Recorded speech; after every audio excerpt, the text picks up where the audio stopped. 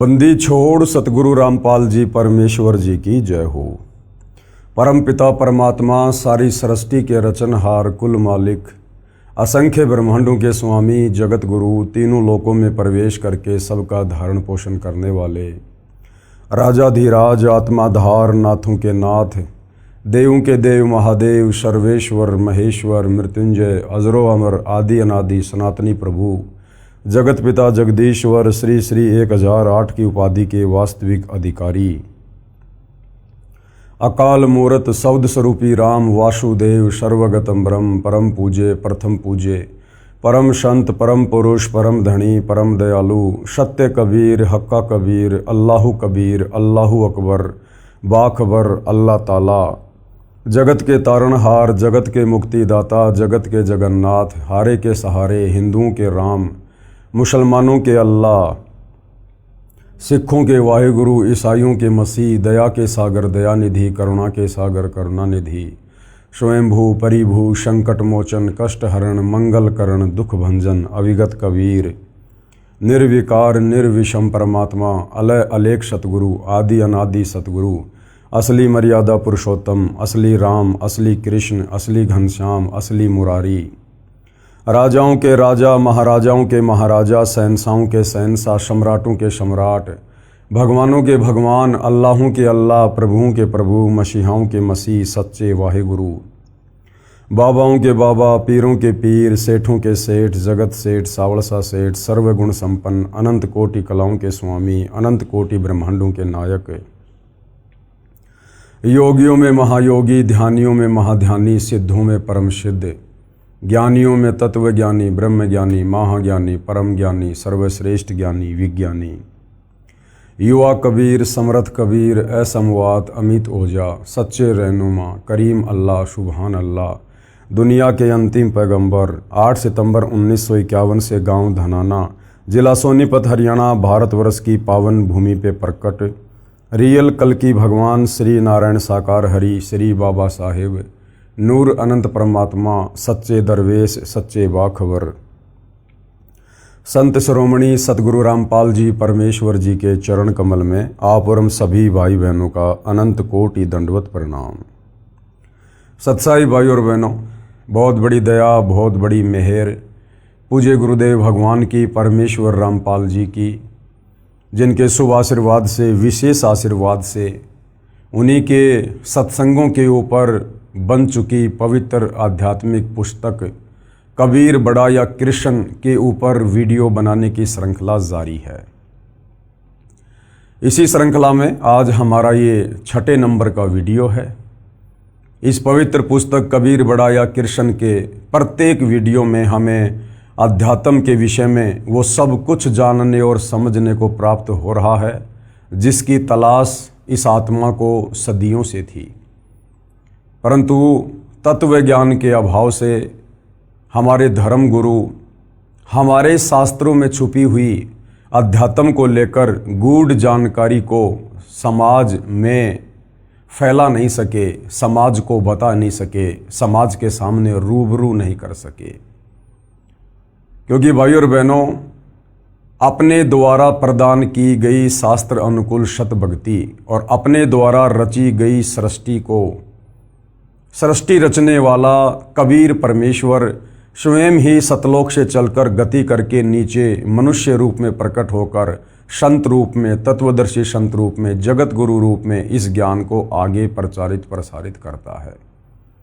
उस परमेश्वर के बिना सृष्टि रचना के विषय में 21 ब्रह्मांड में कोई एक शब्द भी नहीं बोल सकता है, और यदि बोलेगा तो केवल अटबट ही करेगा, दंत कथा सुनाएगा, लोकवेद के आधार से झूठ फैलाएगा।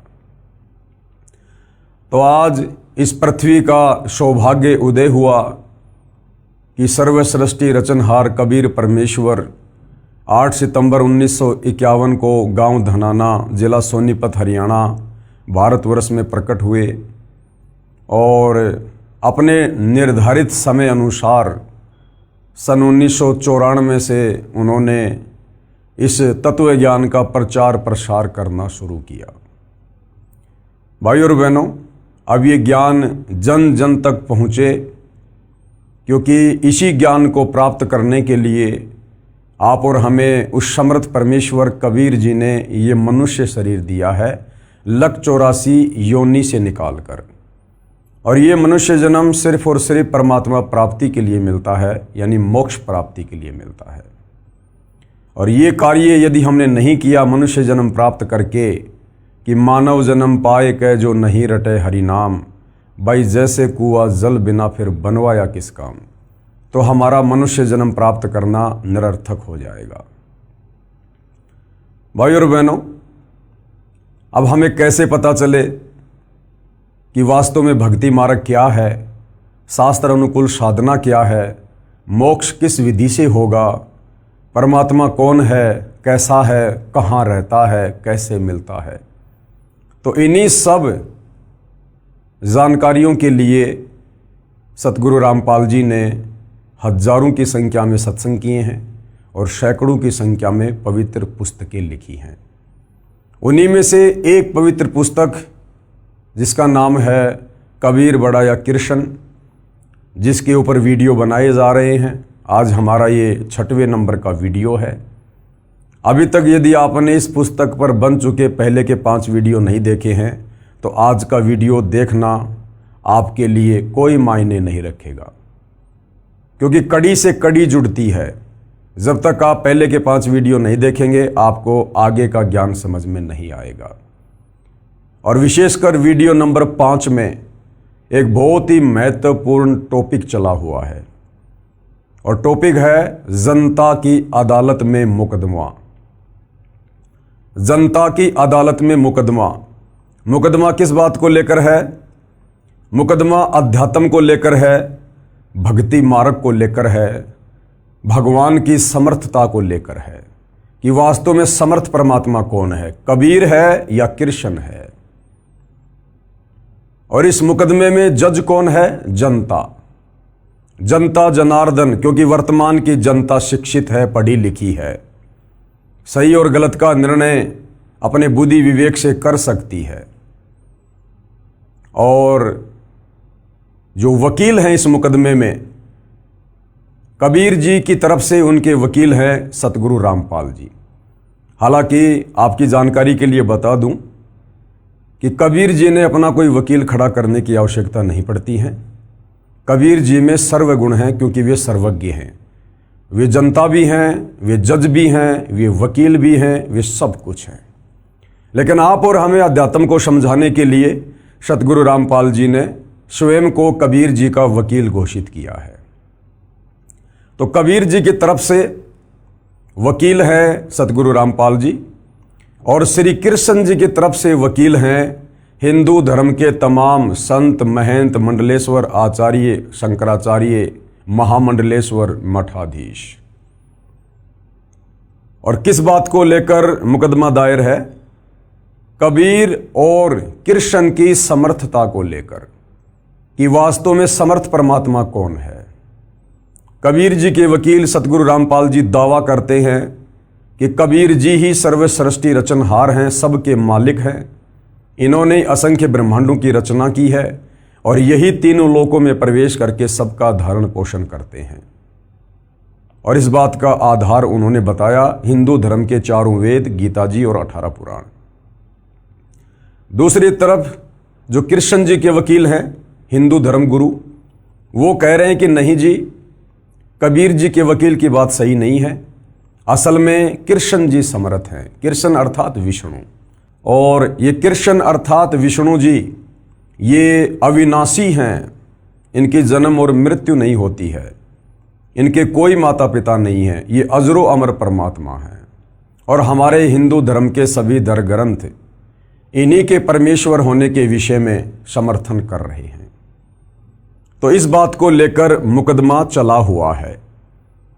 तो पिछले वीडियो नंबर 5 में इसी मुकदमे में कबीर परमेश्वर की तरफ से पैरवी करते हुए उनके वकील सतगुरु रामपाल जी ने हिंदू धर्म के ही सदग्रंथों को दिखाकर, श्रीमद् भगवत गीता को दिखाकर, श्री देवी पुराण को दिखाकर ये साबित कर दिया जनता के सामने अदालत में कि कृष्ण जी अविनाशी परमात्मा नहीं है। श्री कृष्ण जी अर्थात विष्णु जी का जन्म होता है, ये मरते हैं। इनकी माता का नाम दुर्गा है, इनके पिता का नाम काल ब्रह्म है। और ये केवल एक ब्रह्मांड में 3 लोकों पर एक एक गुण के स्वामी हैं। रजोगुण के स्वामी ब्रह्मा जी हैं, सतोगुण के स्वामी विष्णु जी हैं और तमोगुण के स्वामी शंकर जी हैं। और ये जन्म और मरण में है। ये कबीर जी के वकील सतगुरु रामपाल जी ने हिंदू धर्मशास्त्रों से जनता के सामने अदालत में बिल्कुल क्लियर कर दिया है। आज के वीडियो नंबर 6 में मुकदमा उसी जनता की अदालत में है। मुद्दा वही है कि समर्थ प्रभु कौन है, कबीर या कृष्ण। दोनों पक्ष के वकील भी हैं, कबीर जी की तरफ से सतगुरु रामपाल जी और कृष्ण जी की तरफ से हिंदू धर्मगुरु। और आज जनता की अदालत में कबीर जी के वकील सतगुरु रामपाल जी ये साबित करने वाले हैं कि हमारे जो हिंदू धर्म ग्रंथ हैं, विशेषकर पवित्र गीता जी का जिन लोगों ने अनुवाद किया है, उन लोगों ने अनुवाद सही नहीं किया है। उन लोगों ने अर्थों के अनर्थ कर दिए हैं। और वो कौन कौन गुरुजन हैं, धर्मगुरु हैं, संत हैं, जिन्होंने अपने आप को परम विद्वान समझकर, संस्कृत के ज्ञाता समझकर गीता जी का अनुवाद किया और उस अनुवाद में बहुत सारी गलतियां की हैं। अब उन तमाम गलतियों को जनता के सामने अदालत में कबीर जी के वकील सतगुरु रामपाल जी ने पवित्र श्रीमद् भगवत गीता जी को दिखाकर क्लियर किया है, प्रमाणित किया है। तो अब हम चलते हैं पवित्र पुस्तक कबीर बढ़ाया कृष्ण के ऊपर। गीता अनुवादकों की अज्ञानता का प्रमाण। जिन गीता अनुवादकर्ताओं को हम बहुत बड़ा विद्वान पंडित मान रहे थे, शास्त्रों के ज्ञाता समझ रहे थे कि इन्होंने इन शास्त्रों का जो अनुवाद कर दिया वो बिल्कुल ओके है, फाइनल है। लेकिन भाइयों और बहनों, टीचर की गलती को टीचर ही बता सकता है, विद्यार्थी कभी नहीं बता सकता। तो धर्म गुरुओं की गलतियों को आप और हमारे जैसे श्रद्धालु नहीं पकड़ सकते, धर्म गुरु ही पकड़ सकता है। तो हिंदू धर्म के जितने भी धर्मगुरु हैं, ये भी अपने आप को धर्मगुरु कहते हैं। और सतगुरु रामपाल जी तो वास्तव में धर्मगुरु हैं। तो सतगुरु रामपाल जी ने क्या क्या गलतियां इन गीता अनुवादकों की प्रमाणित की हैं, देखिएगा। पेश है श्री कृष्ण जी के वकील साहिबानों की सरेआम अज्ञानता व शब्दों के अर्थों के अनर्थ का प्रमाण। क्योंकि जितने भी हिंदू धर्म के धर्मगुरु हैं, ये श्री कृष्ण अर्थात विष्णु जी के वकील हैं, अर्थात ये उन्हीं को भगवान बताते हैं, परमात्मा बताते हैं। तो इन लोगों ने जो जो गलतियां की हैं शास्त्रों का अनुवाद करते समय, वो अब सार्वजनिक की जा रही हैं कबीर जी के वकील सतगुरु रामपाल जी के द्वारा। देखिएगा, गीता अध्याय 18 श्लोक 66। गीता जी अध्याय 18 श्लोक 66 है। और इसके अंदर एक शब्द आता है व्रज। श्लोक है, सर्वे धर्मानाम परित्यज्य मम एकम शरणम व्रज अहम तवा सर्वे पापेभ्ये मोक्षयामि मा शुच। गीता ज्ञान दाता यानी गीता जी का ज्ञान देने वाला। हिंदू धर्म के श्रद्धालु अज्ञानता में श्री कृष्ण जी को गीता जी का ज्ञान दाता समझ रहे हैं, जबकि वास्तव में गीता का ज्ञान देने वाला प्रभु श्री कृष्ण नहीं, बल्कि श्री कृष्ण जी के शरीर में प्रवेश करके इनके पिता काल ब्रह्म ने गीता जी का ज्ञान दिया। और गीता अध्याय 18 श्लोक 66 में गीता ज्ञान दाता श्री अर्जुन को क्या कह रहा है कि अर्जुन सर्व धर्मानाम परित्यज्य माम, कि मेरे स्तर की जितनी भी भक्ति पूजा है वो तू मुझे समर्पित कर दे। और एकम शरणम व्रज, और जो मैंने तुझे वो एक परमात्मा बताया है, सर्वश्रेष्ठ परमात्मा बताया है, पुरुषोत्तम बताया है। एकम यानी अद्वितीय, जिसके बराबर और कोई दूसरा ना हो। एकम शरणम व्रज, उस एक अद्वितीय परमात्मा की शरण में चला जा अगर तुझे मोक्ष चाहिए तो। सर्वे धर्मानाम परित्यज्य माम एकम शरणम व्रज अहम तवा सर्वे पापे भी मोक्षयामी मां शुच, मैं तुझे सभी प्रकार के कर्म बंधनों से मुक्त कर दूंगा, तू चिंता मत कर। अब हमारे गीता अनुवादकों को तत्व ज्ञान नहीं था। ये श्री कृष्ण अर्थात विष्णु से ऊपर किसी को परमात्मा नहीं मानते थे। तो इस श्लोक में गीता ज्ञानदाता कह रहा कि अर्जुन, मेरे लेवल की सारी धार्मिक पूजा मुझे दे दे और तू उस एक अद्वितीय परमात्मा की शरण में चला जा। तो गीता अनुवादकों ने सोचा कि भाई जब श्री कृष्ण अर्थात विष्णु से ऊपर कोई भगवान ही नहीं है, तो गीता ज्ञान देते समय श्री कृष्ण अर्थात विष्णु जी अपने से अन्य किसी और परमात्मा की शरण में जाने के लिए अर्जुन को क्यों कह रहे हैं? वो और परमात्मा कौन है जो श्री कृष्ण अर्थात विष्णु जी से भी समर्थ है? तो ये बात हमारे गीता अनुवादकों को समझ में नहीं आई। तो इन्होंने घुमा फिरा के इस श्लोक का उल्टा अर्थ कर दिया। वर्ज का मतलब है जा, चला जा, जाना, और इन्होंने तत्व ज्ञान के अभाव में वर्ज का अर्थ कर दिया आजा, आना, कि भाई श्री कृष्ण जी अपने लिए कह रहे हैं कि मेरी शरण में आ जा। जबकि इन्होंने इतना विचार नहीं किया कि अर्जुन श्री कृष्ण जी का जीजा था, क्योंकि श्री कृष्ण जी की बहन सुभद्रा अर्जुन की पत्नी थी और पांचों पांडव श्री कृष्ण जी के शिष्य थे, यानी श्री कृष्ण जी की शरण में थे। तो विचार करना चाहिए, अर्जुन तो पहले से ही श्री कृष्ण जी की शरण में था, फिर भला श्री कृष्ण जी ये क्यों कहेंगे कि मेरी शरण में आ जा, जबकि वो तो पहले से ही उसका शिष्य था। वो गीता ज्ञानदाता कह रहा है कि अर्जुन उस एकमात्र सर्वश्रेष्ठ परमात्मा की शरण में जा, जिसके विषय में मैंने तेरे को पहले गीता ज्ञान देते समय अध्याय 2 श्लोक नंबर 17 में कहा है कि उस अविनाशी को मारने में कोई भी सक्षम नहीं है। वो सर्वश्रेष्ठ परमात्मा है, जिसके विषय में गीता ज्ञानदाता ने अध्याय 15 श्लोक नंबर 17 में कहा कि उत्तम पुरुष तु अन्य परमात्मा इति उदारते, ये लोग तरम अवश्य विवर्ति अव ईश्वरे, कि वास्तव में गीता अध्याय 15 श्लोक 16 में वर्णित दो भगवान क्षर पुरुष और अक्षर पुरुष, इन दोनों से सर्वश्रेष्ठ परमात्मा तो कोई अन्य ही है जो तीनों लोकों में प्रवेश करके सबका धारण पोषण करता है। और गीता अध्याय 8 श्लोक 3 में उसका नाम बताया कि वो परम अक्षर ब्रह्म है। तो गीता अध्याय 18 श्लोक 66 में गीता ज्ञान देने वाला अर्जुन को उस परम अक्षर ब्रह्म की शरण में जाने की सलाह दे रहा है कि जब तक तू उसकी शरण में नहीं जाएगा, तेरा जन्म और मरण समाप्त नहीं होगा, तू परम शांति को प्राप्त नहीं होगा, शाश्वत स्थान सतलोक को प्राप्त नहीं होगा। तो गीता ज्ञानदाता अपनी जगह पर बिल्कुल सही है और अर्जुन को बिल्कुल सही सलाह दे रहा है कि अर्जुन, तू मेरे लेवल की जितनी भी पूजा है, पाठ है, धार्मिक अनुष्ठान है, ये सब तू मुझे दे दे। यानी मेरे ओम नाम की कमाई का फल, धार्मिक जो तूने यज्ञ की है उनका फल, वो तू मुझे दे दे, मुझे संकल्प कर दे। सर्व धर्मानान परित्यज्य माम, और एकम शरणम व्रज, और उस एक परमेश्वर की शरण में जा जिसके विषय में मैंने तेरे को अध्याय 8 श्लोक 3 में कहा था कि वो परम अक्षर ब्रह्म है। अहम तवा सर्व पापे भी मोक्षयामी मा शुच, मैं तुझे हर प्रकार के कर्म बंधनों से, पाप कर्मों से मुक्त कर दूंगा, तू चिंता मत कर। लेकिन गीता अनुवादकों की नासमझी के चलते आज तक बेचारा हिंदू समाज भी नहीं समझ पाया कि वास्तव में एक सर्वश्रेष्ठ परमात्मा क्यों है, क्योंकि हमारे गीता अनुवादकों ने तत्व ज्ञान के अभाव में घुमा फिरा के वर्ज शब्द के अर्थ का अनर्थ करके, उल्टा अर्थ करके, जाना को आना लिखकर और श्री कृष्ण जी के सर पे टोपी पहना दी।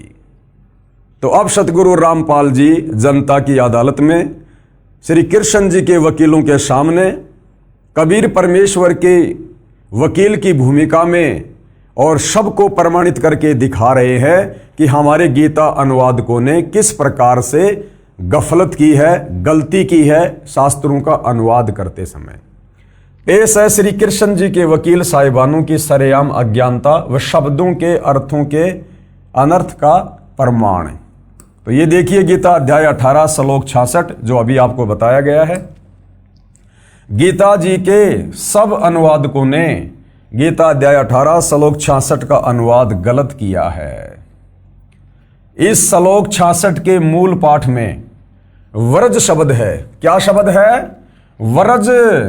सर्व धर्मान परित्यज्य माम एकम शरणम व्रज, जिसका अर्थ आना किया है, जबकि व्रज का अर्थ होता है जाना, जो कि गलत है।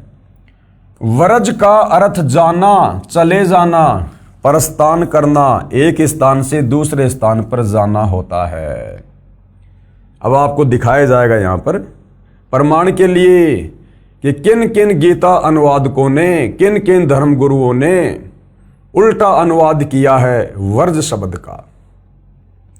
प्रमाण के लिए पेश है फोटोकॉपी संस्कृत हिंदी कोश, जिसके संग्रहकर्ता हैं वामन शिवराम आपटे, और इन्होंने किस प्रकार से अनुवाद किया है व्रज शब्द का। ये संस्कृत हिंदी शब्दकोश है। ये लेखक हैं वामन शिवराज आपटे, चौखंबा विद्या भवन वाराणसी, यहाँ से ये प्रकाशित है। ये देखिएगा, ये व्रज शब्द है, व्रज। और हिंदी संस्कृत शब्दकोश में व्रज का क्या अर्थ है आपकी आंखों के सामने है। व्रज का अर्थ है जाना।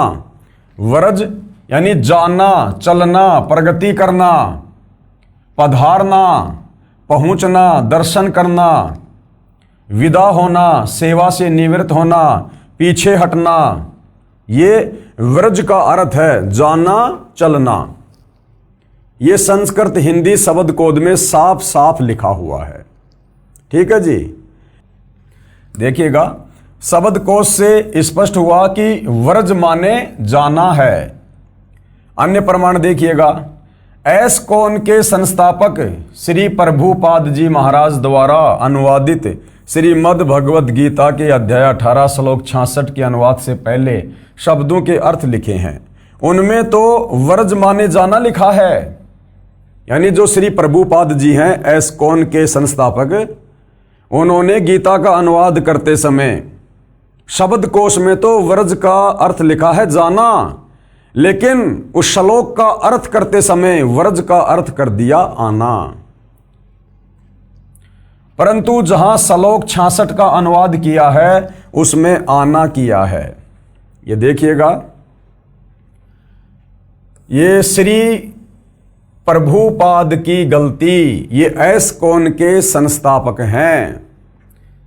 प्रमाण के लिए पेश है फोटोकॉपी गीता अध्याय 18 श्लोक 66 की, जिसके अनुवादक हैं श्री प्रभुपाद जी तथा भक्ति वेदांत बुक ट्रस्ट द्वारा प्रकाशित। ये देखिएगा, ये इनके द्वारा अनुवाद की गई गीता है। गीतोपनिषद श्रीमद् भगवत गीता यथारूप, ये देखिएगा आप जियों के सामने है। और इसके शब्द कोश में क्या अर्थ किया है, ये वो श्लोक है भाइयों और बहनों। अध्याय गीता अध्याय 18 श्लोक नंबर 66, सर्व धर्मानाम परित्यज्य माम एकम शरणम व्रज, ये वर्ज शब्द है। अहम तवा सर्व पापेभ्यो मोक्षयामी मा शुच।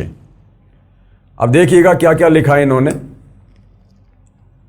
सर्व धर्मान यानी समस्त प्रकार के धर्म, परित्यज्य यानी त्याग कर, माम यानी मेरी, एकम यानी एकमात्र, शरणम यानी शरण में, व्रज मानी जाओ। यहां तो इन्होंने बिल्कुल सही अनुवाद कर रखा है। शब्द के अनुवाद में तो बिल्कुल सही लिखा है, व्रज मतलब जाओ, जाना। लेकिन नीचे इन्होंने जो भावार्थ किया है उसमें अर्थ कर दिया आना। देखिएगा, समस्त प्रकार के धर्मों का परित्याग करो और मेरी शरण में आओ। बताओ, यहां तो वर्ज का अर्थ कर दिया जाओ और यहां कर दिया आओ, यानी अर्थ का अनर्थ कर दिया। मैं समस्त पापों से तुम्हारा उद्धार कर दूंगा, डरो मत। इस फोटोकॉपी में स्पष्ट है कि ऊपर शब्दों के अर्थ में तो वर्ज का अर्थ तो जाना यानी जाओ ठीक किया है, परंतु अनुवाद में आना आओ कर दिया, जिससे गीता के सब ज्ञान का अज्ञान कर दिया। कारण यही रहा कि इन गुरुजनों को श्री कृष्ण से आगे का ज्ञान ही नहीं है। हमारे हिंदू धर्म के धर्म गुरुओं को, आचार्य से लेकर शंकराचार्य को, श्री कृष्ण अर्थात विष्णु से ऊपर किसी और परम शक्ति के विषय में ज्ञान ही नहीं था। इनको अपने सदग्रंथों का भी ज्ञान नहीं है, इसलिए लिख दिया कि मेरी शरण में आ जा, जबकि लिखना था उसकी शरण में चला जा। गीता अध्याय 18 श्लोक 62 में गच्छ शब्द है, जिसका अर्थ भी जाना है, वहां ठीक अनुवाद कर दिया। जब श्लोक 62 में गीता ज्ञान दाता अपने से अन्य उस परमेश्वर तत्ब्रह्म यानी परम अक्षर ब्रह्म यानी कबीर जी की शरण में जाने को कह रहा है, तो श्लोक 66 में अपनी शरण में आने को नहीं कहेगा। क्योंकि गीता अध्याय 2 श्लोक 7 में अर्जुन ने कहा कि मैं आपकी शरण हूं, यानी अर्जुन शरण में तो पहले ही था, फिर यह कहना कि मेरी शरण में आ, यह न्याय संगत भी नहीं है। यह अध्यात्म ज्ञान का टोटा है। पेश है लेखक द्वारा किया इस श्लोक का यथार्थ अनुवाद। लेखक कौन? सतगुरु रामपाल जी। अब सतगुरु रामपाल जी ने गीता अध्याय 18 श्लोक 66 का रियल अनुवाद किया है, वो आप जी पढ़िएगा। गीता अध्याय 18 श्लोक 66 का यथार्थ अनुवाद।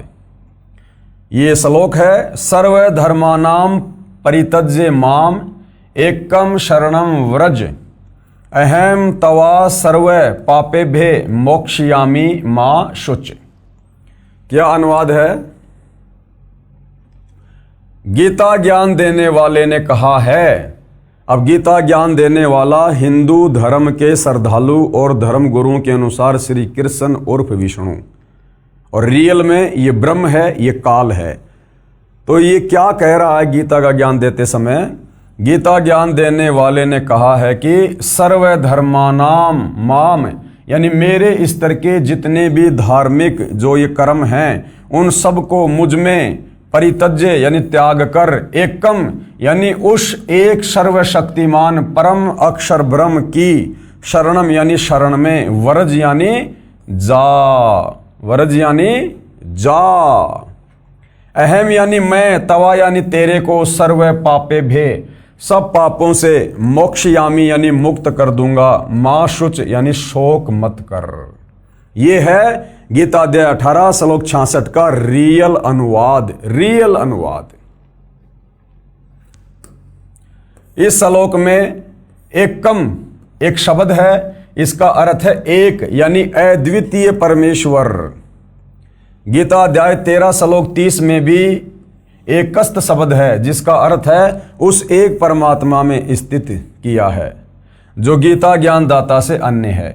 गीता अध्याय 13 श्लोक 27, 28 तथा 30 में भी गीता ज्ञान देने वाले काल ब्रह्म ने अपने से अन्य परमेश्वर की जानकारी दी है और कहा है कि, कहाँ कहा है? गीता अध्याय 13 श्लोक 27 में क्या कहा है? जो साधक नष्ट होते हुए सब प्राणियों में परमेश्वर यानी परम अक्षर ब्रह्म को अविनाशी तथा समभाव से देखता है, वह परमेश्वर को सही रूप में देखता है, यानी वह उस परमेश्वर को ठीक से समझा है। गीता अध्याय 13 श्लोक 28 में कहा है कि क्योंकि जो साधक यानी जो भगत सब स्थान पर समान भाव से स्थित परमेश्वर को समान देखता हुआ अपने द्वारा अपने को नष्ट नहीं करता, यानी सत्य भाव से उस गीता ज्ञानदाता काल ब्रह्म से अन्य परम अक्षर ब्रह्म को जानकर उसी की भक्ति करके गीता ज्ञान देने वाले काल ब्रह्म से मिलने वाली गति यानी मोक्ष जो गीता अध्याय 8 श्लोक 13 में बताई है, उससे अन्य परम गति को प्राप्त होता है। यही प्रसंग गीता अध्याय 13 श्लोक 30 में चला है। और क्या कहा है? यदा यानी जिस समय साधक प्राणियों के पृथक पृथक भाव को उस अद्वितीय एक परमात्मा से ही सब प्राणियों का विस्तार यानी उत्पत्ति होना देखता है यानी जानता है, उस समय उस परमेश्वर को पूजकर उसी को प्राप्त हो जाता है। इससे सिद्ध हो जाता है कि गीता अध्याय 18 श्लोक 66 में एकम शरणम व्रज का अर्थ भी उस परम अक्षर ब्रह्म की शरण में जाओ ही सही है। प्रमाण के लिए पढ़िए गीता अध्याय 13 श्लोक 27-28 तथा 30 की फोटोकॉपी इसी पुस्तक के पेज नंबर 278 से 280 पर, जो हम आगे पढ़ेंगे। अब यहां पर आपको दिखाया जा रहा है कि और जो हिंदू धर्म के धर्मगुरु हैं उन्होंने भी गीता अध्याय 18 श्लोक 66 का अनुवाद करते समय वही गलती की है। वर्ज का अर्थ मूल अनुवाद में जाना ना करके आना लिखा हुआ है। कौन है? पेश है गीता अध्याय 18 श्लोक 66 की अन्य अनुवादकों की फोटोकॉपियां। ये है श्री राम सुखदास जी। श्री राम सुखदास जी, उन्होंने क्या गलती की है? सेम गलती। पेश है गीता अध्याय 18 श्लोक 66 की फोटोकॉपी श्री राम सुखदास जी महाराज के अनुवाद की। तो ये गीता जी है जो श्री राम सुखदास जी ने लिखी है, गीता प्रबोधनी, और यहां लिखा हुआ है श्री राम सुखदास। प्रकाशक एवं मुद्रक है गीता प्रेस गोरखपुर, गोविंद भवन कार्यालय कोलकाता का संस्थान। और क्या लिखा है? ये श्लोक है गीता अध्याय 18 श्लोक 66 कि सर्व धर्मानाम परित्यज्य माम एकम शरणम व्रज। ये व्रज शब्द है, आप जी की आंखों के सामने ध्यान रखना, व्रज। अहम तवा सर्व पापेभ्यो मोक्षयामी माशुच। और क्या अनुवाद किया इन्होंने? संपूर्ण धर्मों का आश्रय छोड़कर तू केवल मेरी शरण में आ जा। ये देखो जी, वर्ज का अर्थ होता है जाना, इन्होंने कर दिया आजा। मैं तुझे संपूर्ण पापों से मुक्त कर दूंगा, चिंता मत कर। सब ने एक सुर में अनुवाद किया है, एक सुर में, तत्व ज्ञान के अभाव में। आगे देखिए श्री ज्ञानानंद जी महाराज की गलती। श्री ज्ञानानंद जी महाराज की गलती। पेश है गीता अध्याय 18 श्लोक 66 की फोटोकॉपी श्री ज्ञानानंद जी महाराज के अनुवाद की। ये देखिएगा, इनके द्वारा लिखी गई गीता है। श्री कृष्ण कृपया श्रीमद् भगवद गीता पदानुवाद सहित गीता ज्ञान सुधा सप्तम संस्करण 10,000 प्रतियां निमित्त मात्र गीता मनीषी और श्री ज्ञानानंद जी महाराज अपने आप को गीता के मनीषी यानी बहुत बड़े विद्वान कह रहे हैं। गीता अध्याय 18 श्लोक 66 सर्वधर्मानाम परित्यज्य माम एकम शरणम व्रज। ये व्रज शब्द है। अहम तवा सर्व पापेभ्यो मोक्षयामी माशुच। क्या अनुवाद किया है? सेम गलती। संपूर्ण धर्मों का आश्रय छोड़कर तू केवल मेरी शरण में आ जा। वर्ज का अर्थ होता है जाना, यानी चला जा। और इन्होंने क्या किया है? आ जा, मैं तुझे संपूर्ण पापों से मुक्त कर दूंगा, तू शोक मत कर। आरोपित धर्म छोड़कर तू ये सब आ, एक मेरी ही शरण ले, अब तुझे पापों से मुक्त कर दूंगा, मैं चिंता न कर तू किसी भी तरह। यानी गीता अनुवाद करते समय हमारे धर्म गुरुओं ने गलतियों पे गलतियां कर रखी है, गलतियों पे गलतियां। उसके बाद देखिएगा श्री सुधांशु जी महाराज की गलती। पेश है गीता अध्याय 18 श्लोक 66 की फोटोकॉपी श्री सुधांशु जी महाराज के अनुवाद की। ये श्री सुधांशु जी ने लिखी है श्रीमद् भगवत गीता गीतामृत प्रवचन परम पूज्य श्री सुधांशु जी महाराज। ये देखिएगा, प्रकाशक हैं विश्व जागृति मिशन, आनंद धाम, आश्रम नांगलोई, नजफगढ़ रोड, बक्करवाला मार्ग, दिल्ली। संपादक हैं डॉक्टर आशा किरण। और ये गीता अध्याय 18 श्लोक 66 सर्वधर्मानाम परित्यज्य माम एकम शरणम व्रज। ये व्रज शब्द है। अहम तवा सर्व पापेभ्यो मोक्षयामी माशुच। और क्या अनुवाद किया है? वो ही सेम गलती। सभी धर्मों को छोड़कर तू केवल मेरी शरण में आ जा, मेरी शरण में आ जा। जबकि लिखना था उसकी शरण में चला जा, मैं तुझे सभी पापों से मुक्त कर दूंगा, चिंता मत कर। आगे देखिए भाइयों और बहनों, श्री आसाराम जी महाराज की गलती। पेश है गीता अध्याय 18 श्लोक 66 की फोटोकॉपी श्री आसाराम जी महाराज के अनुवाद की। यानी जनता की अदालत में कबीर जी के वकील सतगुरु रामपाल जी की तरफ से और जितने भी हमारे ये धर्म गुरु हैं, इनकी विद्वता का आईना दिखाया जा रहा है। सारे के सारे भेड़ चाल में चल रहे हैं, सारे के सारे भेड़ चाल में। श्री कृष्ण जी से ऊपर ये जान ही नहीं पाए कि कोई सुप्रीम गॉड भी है, कोई सुप्रीम परमात्मा भी है। और सब ने रटा रटाया भेड़ चाल चलते हुए एक ही अनुवाद किया है, एक दूसरे के अनुवाद को कॉपी करके, और भगत समाज का भट्ठा बैठा दिया, परमात्मा तक नहीं पहुंचने दिया। तो श्री आसाराम जी ने क्या अनुवाद किया है? श्रीमद् भगवत गीता मातम्य श्लोक अनुवाद, महिला उत्थान ट्रस्ट, संत श्री आसाराम जी आश्रम, संत श्री आसाराम जी बापू आश्रम मार्ग, अहमदाबाद। और ये श्लोक है गीता अध्याय 18 श्लोक 66, सर्वधर्मानाम परित्यज्य माम एकम शरणम व्रज, अहम तवा सर्व पापेभ्यो मोक्षयामि मा शुच। यानी सब ने एक दूसरे की कॉपी कर रखी है, जो का त्यों कॉपी पेस्ट कर दिया और जनता में पेश कर दिया। और क्या लिखा है इन्होंने? संपूर्ण धर्मों को अर्थात संपूर्ण कर्तव्य कर्मों को मुझ में त्याग कर तू केवल एक मुझ सर्वशक्तिमान सर्वाधार परमेश्वर की शरण में ही आ जा। अरे वो तो पहले से ही श्री कृष्ण जी की शरण में था, बार बार क्या शरण में आएगा? व्रज का अर्थ करना था जा, और अर्थ कर दिया आ जा। मैं तुझे संपूर्ण पापों से मुक्त कर दूंगा, तू शोक मत कर।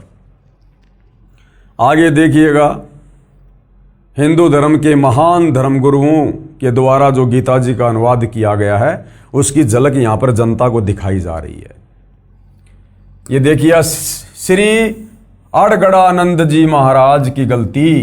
इनके तो नाम से ही स्वयं सिद्ध है कि ये तो गड़बड़ करेंगे, जब नाम ही श्री अड़गड़ानंद जी महाराज है। पेश है गीता अध्याय 18 श्लोक 66 की फोटोकॉपी श्री अड़गड़ानंद जी महाराज के अनुवाद की।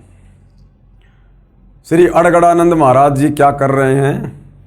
श्रीमद् भगवद गीता यथार्थ गीता मानव धर्मशास्त्र परम पूज्य श्री परमहंस महाराज का कृपया प्रसाद, स्वामी श्री अड़गड़ानंद जी महाराज, श्री परमहंस धाम, ग्राम पत्रालय, सक्तेशगढ़ जिला, मिर्जापुर, भारत।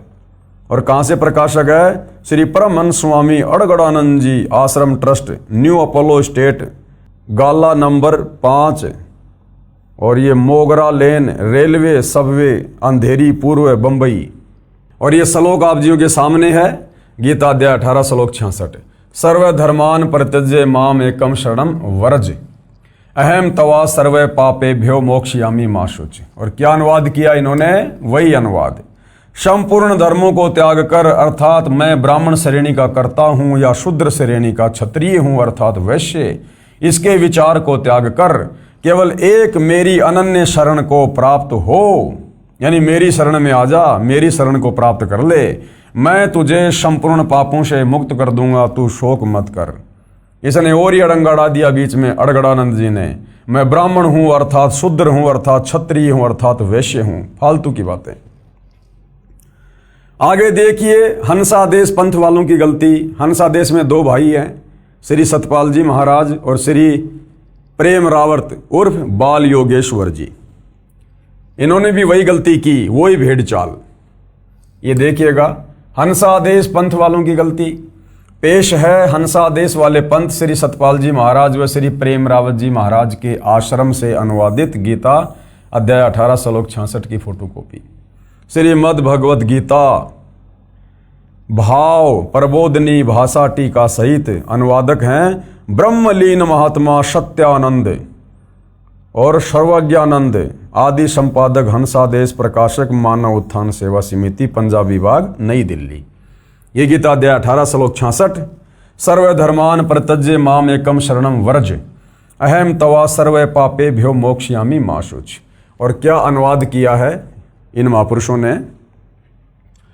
सर्व धर्मों के कर्मों को छोड़कर तू केवल मेरी ही शरण में आ जा, मेरी शरण में आ, मेरी शरणागत रूप धर्म में लग, मैं तुझे संपूर्ण पापों से मुक्त कर दूंगा। लिखना था जा, चला जा उस परमेश्वर की शरण में अगर मुक्त होना है तो, और लिख दिया इन्होंने अनुवादकों ने कि तू आ जा मेरी शरण में, आ जा, जन्म मरण में पड़ा रहे यहीं पे।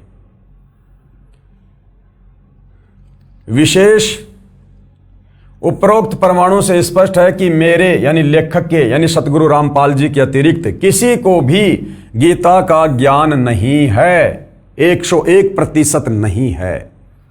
सबने शब्द के अर्थों का अनर्थ करके ज्ञान का अज्ञान बनाकर जनता को भ्रमित कर रखा है।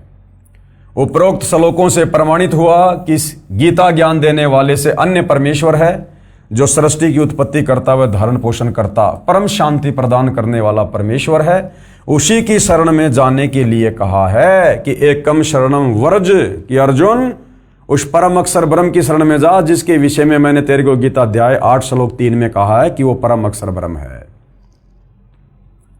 अब देखिएगा भाइयों और बहनों, गीता ज्ञान देने वाले से अन्य समर्थ परमेश्वर है, यानी गीता ज्ञान दाता। जब तक आपको तत्व ज्ञान नहीं है तब तक आप श्री कृष्ण जी कह रहे हो, और जब तत्व ज्ञान हो जाएगा तो पता चलेगा कि गीता ज्ञान दाता काल ब्रह्म है। तो गीता ज्ञान देने वाले से अन्य समर्थ परमात्मा है। अब इसका प्रमाण देखिएगा आप। गीता अध्याय 7 श्लोक 29 में गीता ज्ञान बोलने वाले ने, जिसे आप श्री कृष्ण और विष्णु मानते हो, उसने अपने से अन्य परमेश्वर के विषय में बताया है। कहा है कि जो मेरी शरण होकर यानी मेरी राय मानकर उस परमेश्वर के विषय में किसी तत्वदर्शी संत से तत्व ज्ञान समझ लेते हैं, जरा यानी वृद्ध अवस्था अर्थात बुढ़ापे तथा मरण यानी मृत्यु से छूटने के लिए प्रयत्न करते हैं, वे तत्ब्रह्म यानी उस परमेश्वर को, संपूर्ण अध्यात्म को तथा संपूर्ण कर्मों को जानते हैं। ये देखिएगा, पेश है गीता अध्याय 7 श्लोक 29 की फोटोकॉपी। गीता ज्ञान दाता आप लोगों के अनुसार श्री कृष्ण और विष्णु अर्जुन को अपने से अन्य परमात्मा के विषय में क्या कह रहा है। ये देखिए, जरा मरण मोक्षाय माम आश्रिते यतन्ति ये ते ब्रह्म तत्व विदु कृत्स्नम अध्यात्म करम च अखिलम। क्या अनुवाद किया है आप जियों के सामने है। जो मेरे शरण होकर यानी जो मेरी राय मानकर, जो मैं गीता जी में बता रहा हूं उस परमेश्वर के विषय में, जो मेरे शरण होकर जरा और मरण से छूटने के लिए, क्योंकि काल के लोक में सबसे बड़ा कष्ट है बुढ़ापा और मृत्यु। जरा यानी बुढ़ापा और मरण यानी मृत्यु से छूटने के लिए यानी मोक्ष प्राप्त करने के लिए जो भगत यत्न करते हैं, वे पुरुष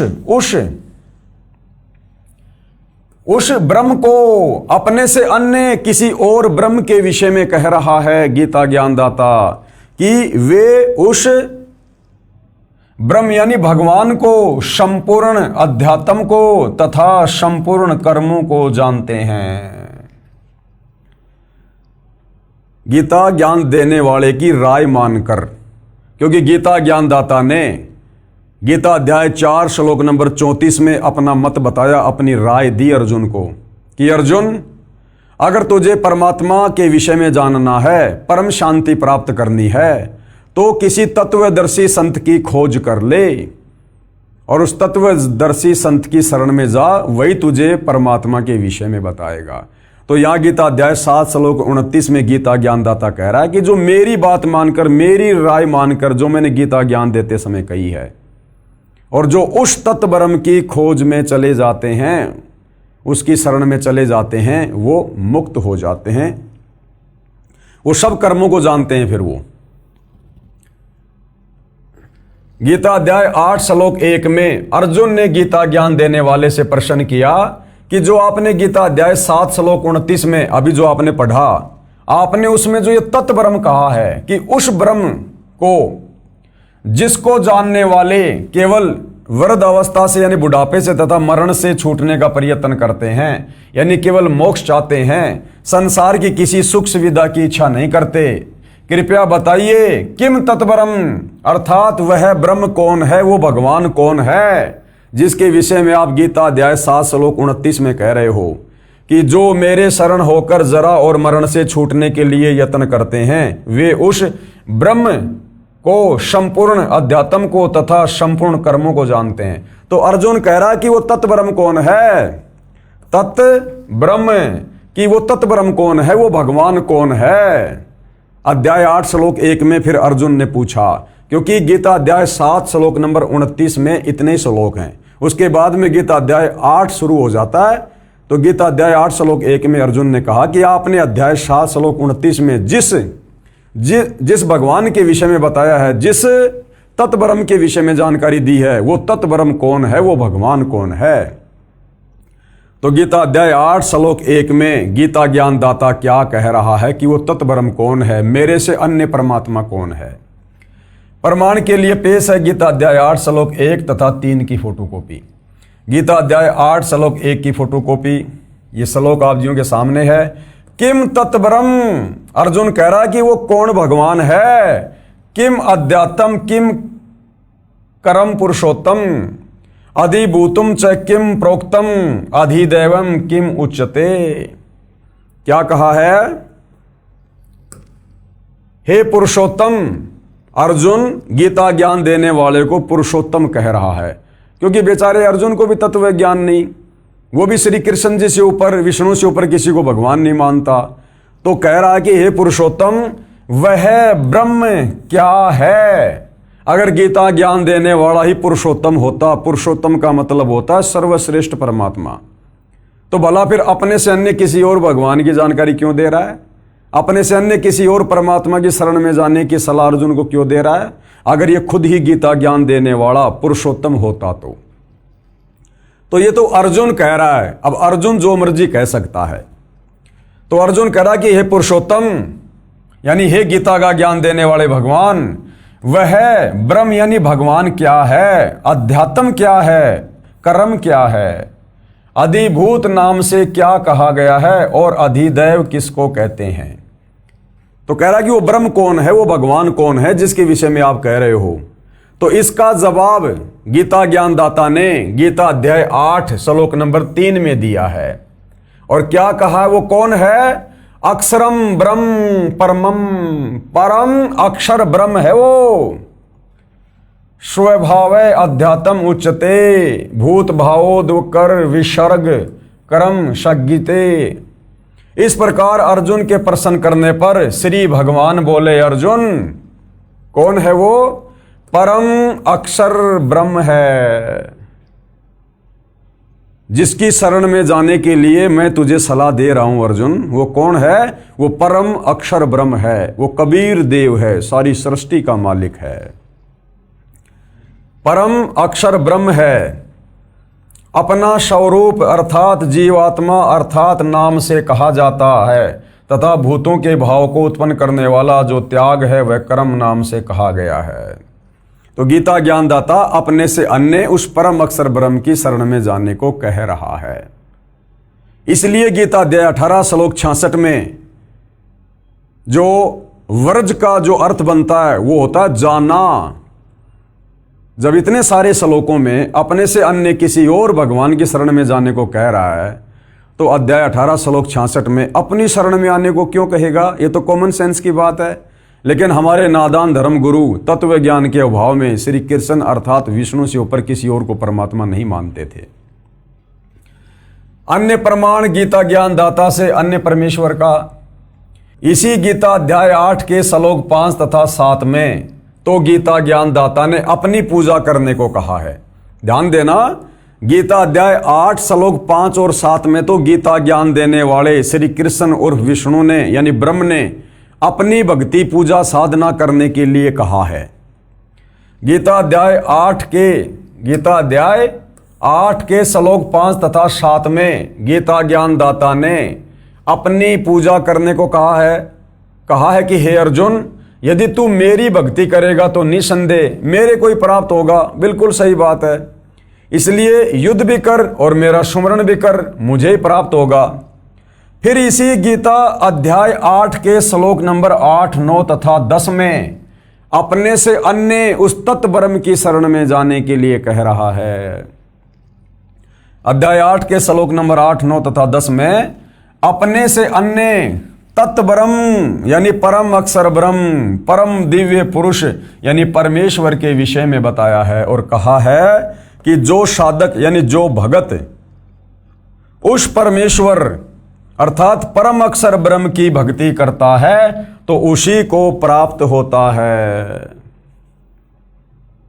तो गीता अध्याय 18 श्लोक 66 में गीता ज्ञानदाता ये कहकर कि सर्वधर्मान परित्यज्य माम और एकम शरणम वर्ज, वो जिस अद्वितीय परमात्मा की शरण में जाने को कह रहा है वो परम अक्षर ब्रह्म है, कबीर देव है। पेश है गीता अध्याय 8 के श्लोक 5 व 7 की फोटोकॉपी, जिसमें गीता ज्ञान देने वाले ने अपनी भक्ति करने के लिए कहा है। गीता अध्याय 8 श्लोक 5 की फोटोकॉपी आप जियों के सामने है, देख सकते हैं। ये लिखा हुआ है, अंत काले च माम एवं शरणम मुक्त्वा कलेवरम ये प्रयाति स मध्यावम याति न अस्ति अत्र संशय। क्या अनुवाद किया है?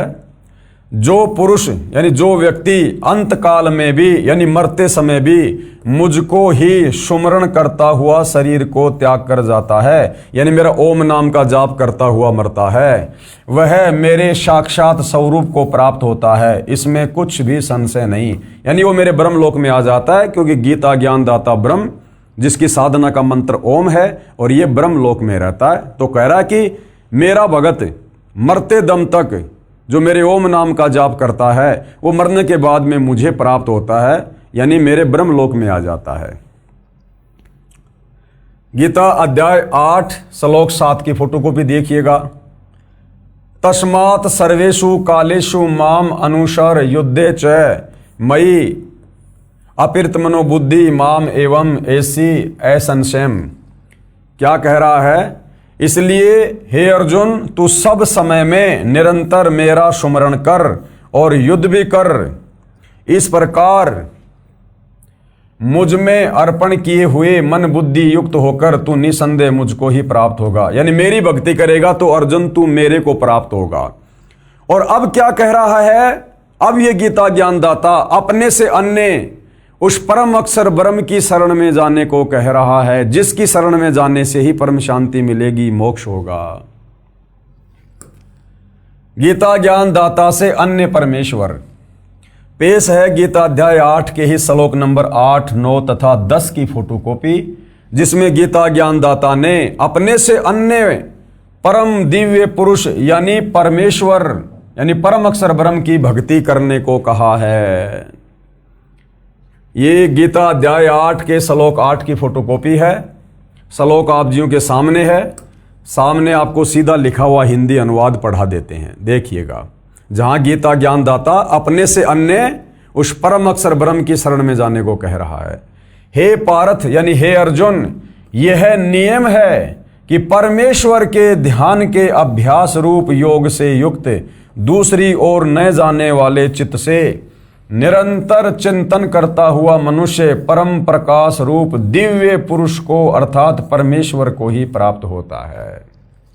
यानी उस परम अक्षर ब्रह्म की भक्ति तत्वदर्शी संत से लेकर करने वाला अंत में उसी परम अक्षर ब्रह्म यानी परमेश्वर को प्राप्त होता है। यानी आपको यह दिखाया जा रहा है कि गीता ज्ञान देने वाला जिसको आप श्री कृष्ण मानते हैं वो फाइनल परमात्मा नहीं है, वो अपने से अन्य किसी और सर्वश्रेष्ठ परमेश्वर की शरण में जाने की सलाह दे रहा है। गीता अध्याय 8 के ही श्लोक 9 की फोटोकॉपी ये देखिएगा। यहां तो साफ साफ भाई और बहनों कबीर परमात्मा का नाम भी लिखा हुआ है। कवीम साफ साफ नाम लिखा हुआ है, क्योंकि चारों वेदों का सार है गीता जी, और वेदों में कबीर परमेश्वर का नाम है कबीर देव, जिनको कवि कहकर भी संबोधित किया गया है। तो गीता अध्याय 8 श्लोक 9 में साफ साफ उस कबीर परमेश्वर का नाम भी है। कवीम पुराणम अनुशासितारम अणो अणियांसम अनुशमेरेत ये सर्वस्य धातारम अचिंत्य रूपम आदित्य वर्णम तमस प्रस्तात। क्या लिखा है? जो पुरुष यानी जो परमात्मा सर्वज्ञ यानी सब कुछ जानने वाला। ये जो कवीम शब्द है, कोई ये ना सोचे कि ये तो किसी कवि के लिए लिखा हुआ है। ये गीता कोई मनोरंजन की पुस्तक नहीं है, कोई चुटकुले की पुस्तक नहीं है, ये कोई कवि सम्मेलन की पुस्तक नहीं है। और यहां पर जो कवि है इसका अर्थ कर दिया सर्वज्ञ। ये देखिएगा, ये लिखा हुआ है यहां पर कवीम, और यहां अर्थ कर दिया सर्वज्ञ, जबकि कवि का अर्थ सर्वज्ञ नहीं होता। कोई भी कवि सर्वज्ञ नहीं हो सकता। सर्वज्ञ यानी पूरी सृष्टि के विषय में जानने वाला। तो कवि का अर्थ यहां पर कबीर है, कबीर देव, क्योंकि कबीर परमात्मा ही वास्तव में कवि थे। वो श्लोकों के माध्यम से, चौपाइयों के माध्यम से, शब्दों के माध्यम से, बोल बोल कर, कविताओं के माध्यम से अपना ज्ञान प्रचार किया करते थे।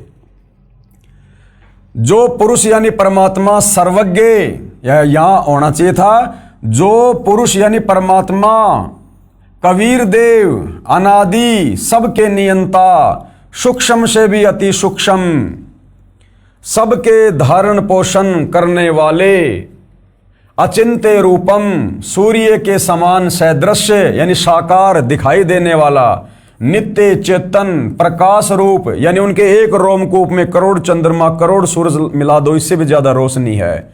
और अविद्या यानी अज्ञान से अति परे, शुद्ध यानी निर्विकार, सच्चिदानंद घन ब्रह्म यानी परमात्मा परमेश्वर का सुमरण करता है। तो साफ साफ यहां पर कबीर परमेश्वर जी की ओर खुलकर गीता जी में संकेत किया गया है, लेकिन हमारे नादान धर्म गुरु तत्व ज्ञान के अभाव में समझ नहीं पाए और ना समाज को शास्त्र अनुकूल साधना दे पाए। उसके बाद देखिए गीता अध्याय 8 के श्लोक नंबर 10 की फोटोकॉपी। ये श्लोक आप जियों के सामने है।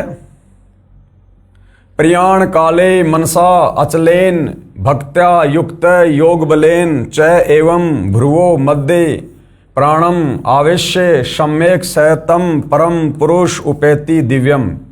क्या अनुवाद किया है?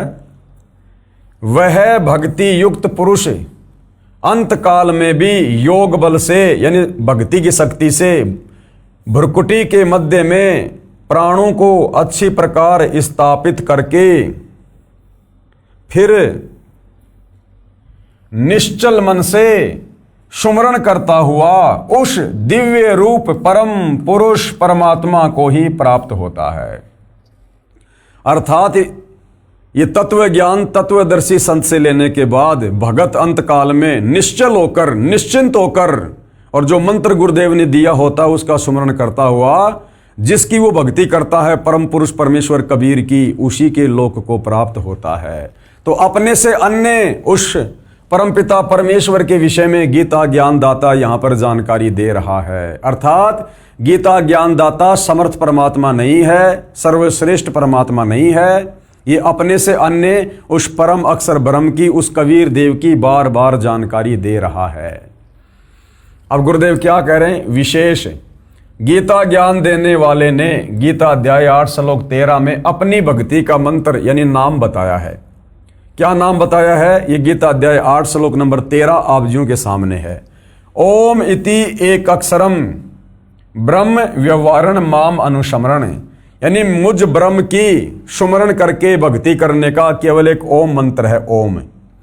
ये प्रयाति तजन देहम, जो इसका जाप करता करता शरीर छोड़ता है, स याति परमाम गतिम, वो मेरी यानी ब्रह्म की परम गति को प्राप्त होता है। ब्रह्म कहाँ रहता है? ब्रह्मलोक में। क्या लिखा है? अर्थात माम यानी मुझ ब्रह्म का सुमरण करने का यह एक अक्षर ओम है। क्या है? ओम। जो साधक यानी भगत शरीर त्याग कर जाता है यानी अंतिम श्वास तक इसका सुमरण करता है, तो वह भगत ओम नाम के जाप से मिलने वाली परमाम गतिम यानी परम गति यानी ब्रह्मलोक को प्राप्त होता है। ये ब्रह्म कहाँ रहता है? ब्रह्मलोक में।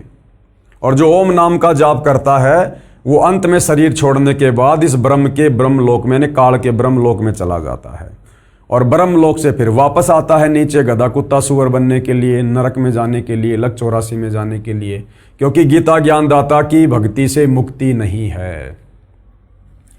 ओम नाम के जाप से साधक ब्रह्मलोक में जाता है, ये प्रमाण श्रीमद् देवी भागवत के 7वें स्कंद के 36वें अध्याय में है, जो कल की वीडियो में हमने देखा कि श्री देवी दुर्गा देवी पुराण में राजा हिमालय को ज्ञान देते समय बता रही है कि तू उस ओम नाम का जाप कर, और वो जो ब्रह्म है वो कहाँ रहता है? ब्रह्मलोक में। इस अध्याय की फोटोकॉपी इसी पुस्तक के पेज नंबर 45 पर लगी है, जो हम कल की वीडियो में देख चुके हैं। गीता अध्याय 8 के श्लोक 16 में कहा है, अब गीता ज्ञान दाता ये ब्रह्म गीता अध्याय 8 श्लोक 16 में क्या कह रहा है? मैं कहाँ रहता हूं कि ब्रह्मलोक में गए साधक का जन्म मरण का चक्कर सदा बना रहता है। ब्रह्मलोक में गए भगत भी पुनरावर्ती में है। पुनरावर्ती का मतलब है जहां जाने के बाद वापस लौट कर आना होता है। तो इस ब्रह्म की ओम नाम की भक्ति करने वाले भगत अंत में कहां जाएंगे? इसके ब्रह्मलोक में। और गीता अध्याय 8 श्लोक 16 में क्या कह रहा है कि ब्रह्मलोक पर्यंत सर्वलोक पुनरावर्ती में है, यानी ब्रह्मलोक में गया हुआ साधक भी वापस अपना कर्म भोग के नीचे आएगा, गधा कुत्ता बनेगा, जन्म मरण में रहेगा, नरक में जाएगा। ये देखिएगा श्लोक आप जियों के सामने है, क्योंकि मामला जनता की अदालत में है और दोनों पक्ष के वकील बिल्कुल कमर कस के खड़े हैं। और वही कोर्ट में तो बातें होती हैं सबूतों के आधार पर, परमाणु के आधार पर। तो सतगुरु रामपाल जी ने तो सबके दांत खट्टे कर दिए श्री कृष्ण जी के वकीलों के, गीता जी में प्रमाण पे प्रमाण दिखाकर। तो ये देखिए पेश है गीता अध्याय 8 श्लोक 16 की फोटोकॉपी।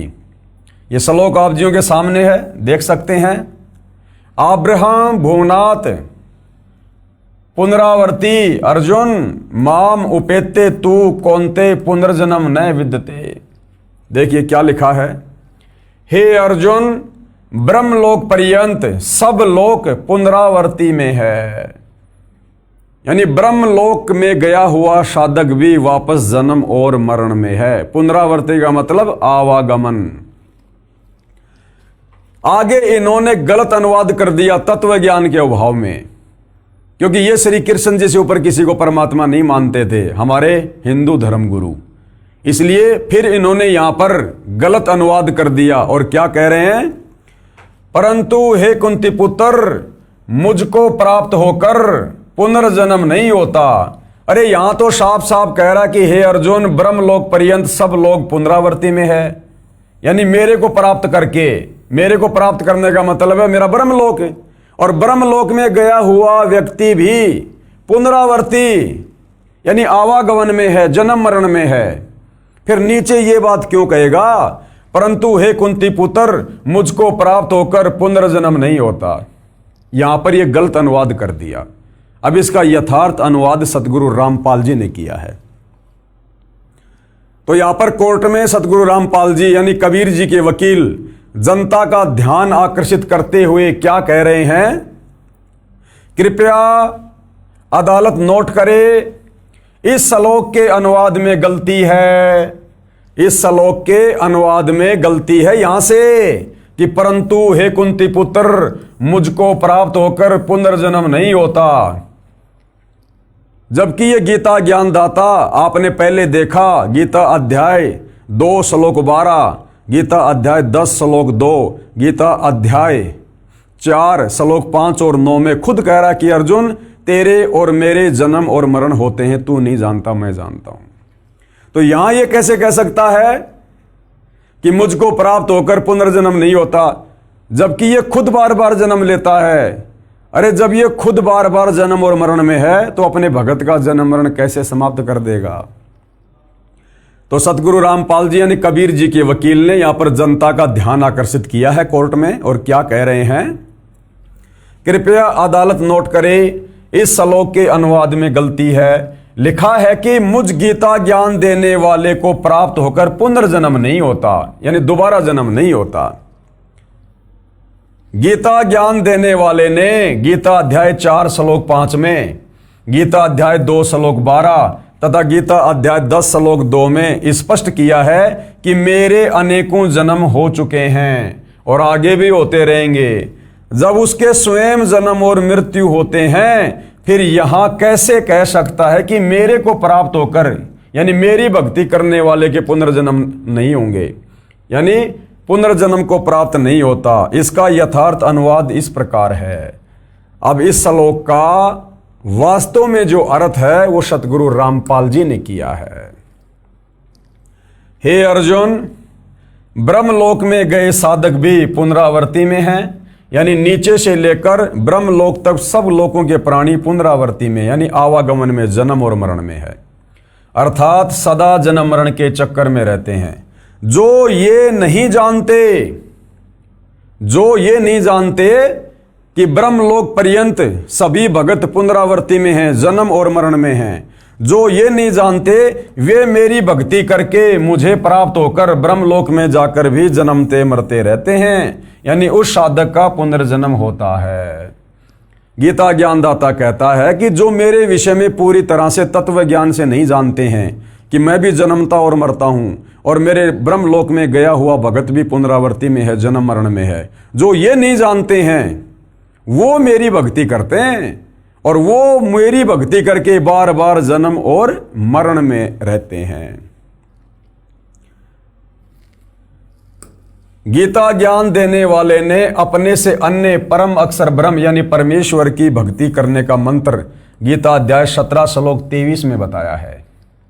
यानी गीता ज्ञान देने वाले ने खुद की भक्ति का मंत्र तो अध्याय 8 श्लोक नंबर 13 में बता दिया, ओम, और अपने से अन्य वो जिस परम अक्षर ब्रह्म की बात कर रहा है बार बार, उसकी भक्ति का मंत्र बताया है अध्याय 17 श्लोक 23 में। अगर गीता ज्ञान दाता से अन्य कोई भगवान है ही नहीं तो फिर अध्याय 17 श्लोक 23 में उसका मंत्र क्यों लिख रहा है? फिर ये किसका मंत्र है भाई? तो भाई और बहनों कहते हैं, चोर चुरावे तूमड़ी गाडे पानी मां, वो गाडे व ऊपर आवे सच्चाई छानी ना। तो सच्चाई तो भाई समय आने पर परमेश्वर के विधान अनुसार सामने आती है। तो गीता ज्ञान देने वाले ने अपने से अन्य परम अक्षर ब्रह्म यानी परमेश्वर की भक्ति करने का मंत्र गीता अध्याय 17 श्लोक 23 में बताया है, जो सांकेतिक है। क्या है? ओम तत् सत। तो ओम तो सीधा इस काल का, इस ब्रह्म का है। तत् और सत ये सांकेतिक है, कोड वर्ड में है, तत्वदर्शी संत बताएगा। कहा है कि सच्चिदानंद घन ब्रह्म यानी पूर्ण ब्रह्म परमेश्वर परम अक्षर ब्रह्म की भक्ति का ओम तत् सत यह 3 नाम का सुमरण बताया है, जिसकी सुमरण की विधि भी 3 प्रकार से है। ये तीनों नाम सांकेतिक हैं। ये ओम ये तो सीधा सीधा इस काल ब्रह्म का है, ये भी सांकेतिक है जो इस प्रकार से घुमा के लिखा हुआ है। इसका स्पष्ट नाम ओम इस प्रकार से है, गीता में तो ये लिखा है यानी सांकेतिक है, वास्तव में ये है ओम। इसी प्रकार ये जो तत् है तथा सत भी सांकेतिक है। इनके स्पष्ट नाम अन्य हैं जो केवल सतगुरु रामपाल जी के पास हैं और किसी के पास नहीं है संसार में, जो दास के पास यानी सतगुरु रामपाल जी के पास हैं। वर्तमान में दास यानी सतगुरु रामपाल जी के अतिरिक्त विश्व में किसी गुरु ऋषि संत देवता आदि को इन यथार्थ मंत्रों का ज्ञान नहीं है, खुद गीता ज्ञान दाता को नहीं है। मेरे कुछ भक्तों को दास ने तीनों नाम स्पष्ट कर रखे हैं, वे उनका जाप करते हैं। यानी सतगुरु रामपाल जी ने अपने कुछ भक्तों को ये गीता अध्याय 17 श्लोक 23 वाला जो मंत्र है वो खोल के बताया हुआ है, तो उनके भगत इसका जाप जो है वो करते हैं। अब ये है पेश है गीता अध्याय 17 श्लोक 23 की फोटोकॉपी, जो यहां पर लिखा हुआ है उस परम अक्षर ब्रह्म का मंत्र ओम तत् सत। ये है वो 3 मंत्र ओम तत् सत। इति निर्देश ब्रह्मणे त्रिविध समर्थ ब्राह्मणा तेन वेदा च यज्ञा च विहिता पुरा। क्या अनुवाद किया है आपकी आंखों के सामने है। ओम तत् सत, ये देखिए ओम तत् सत। ऐसे यह 3 प्रकार का सच्चिदानंद घन ब्रह्म का, सच्चिदानंद घन ब्रह्म यानी सत्य चित्त आनंद परमात्मा सर्वश्रेष्ठ परमात्मा यानी ब्रह्म का, भगवान का नाम कहा है।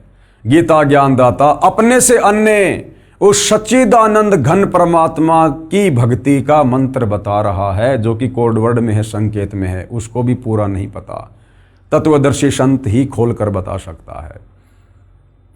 तो जनता की अदालत में सतगुरु रामपाल जी ने बार बार गीता जी को दिखाकर यह प्रमाणित कर दिया कि गीता ज्ञानदाता सुप्रीम गॉड नहीं है, श्री कृष्ण अर्थात विष्णु कंप्लीट गॉड नहीं है, क्योंकि गीता का ज्ञान देते समय श्री कृष्ण उर्फ विष्णु अर्थात ये ब्रह्म ये बार बार अपने से अन्य किसी और परमात्मा के होने के विषय में बता रहा है और बाकायदा उसकी भक्ति का मंत्र भी बता रहा है संकेत में कि भैया मुझे केवल इतना ही पता है, बाकी खुलकर तो तत्वदर्शी संत ही बताएगा।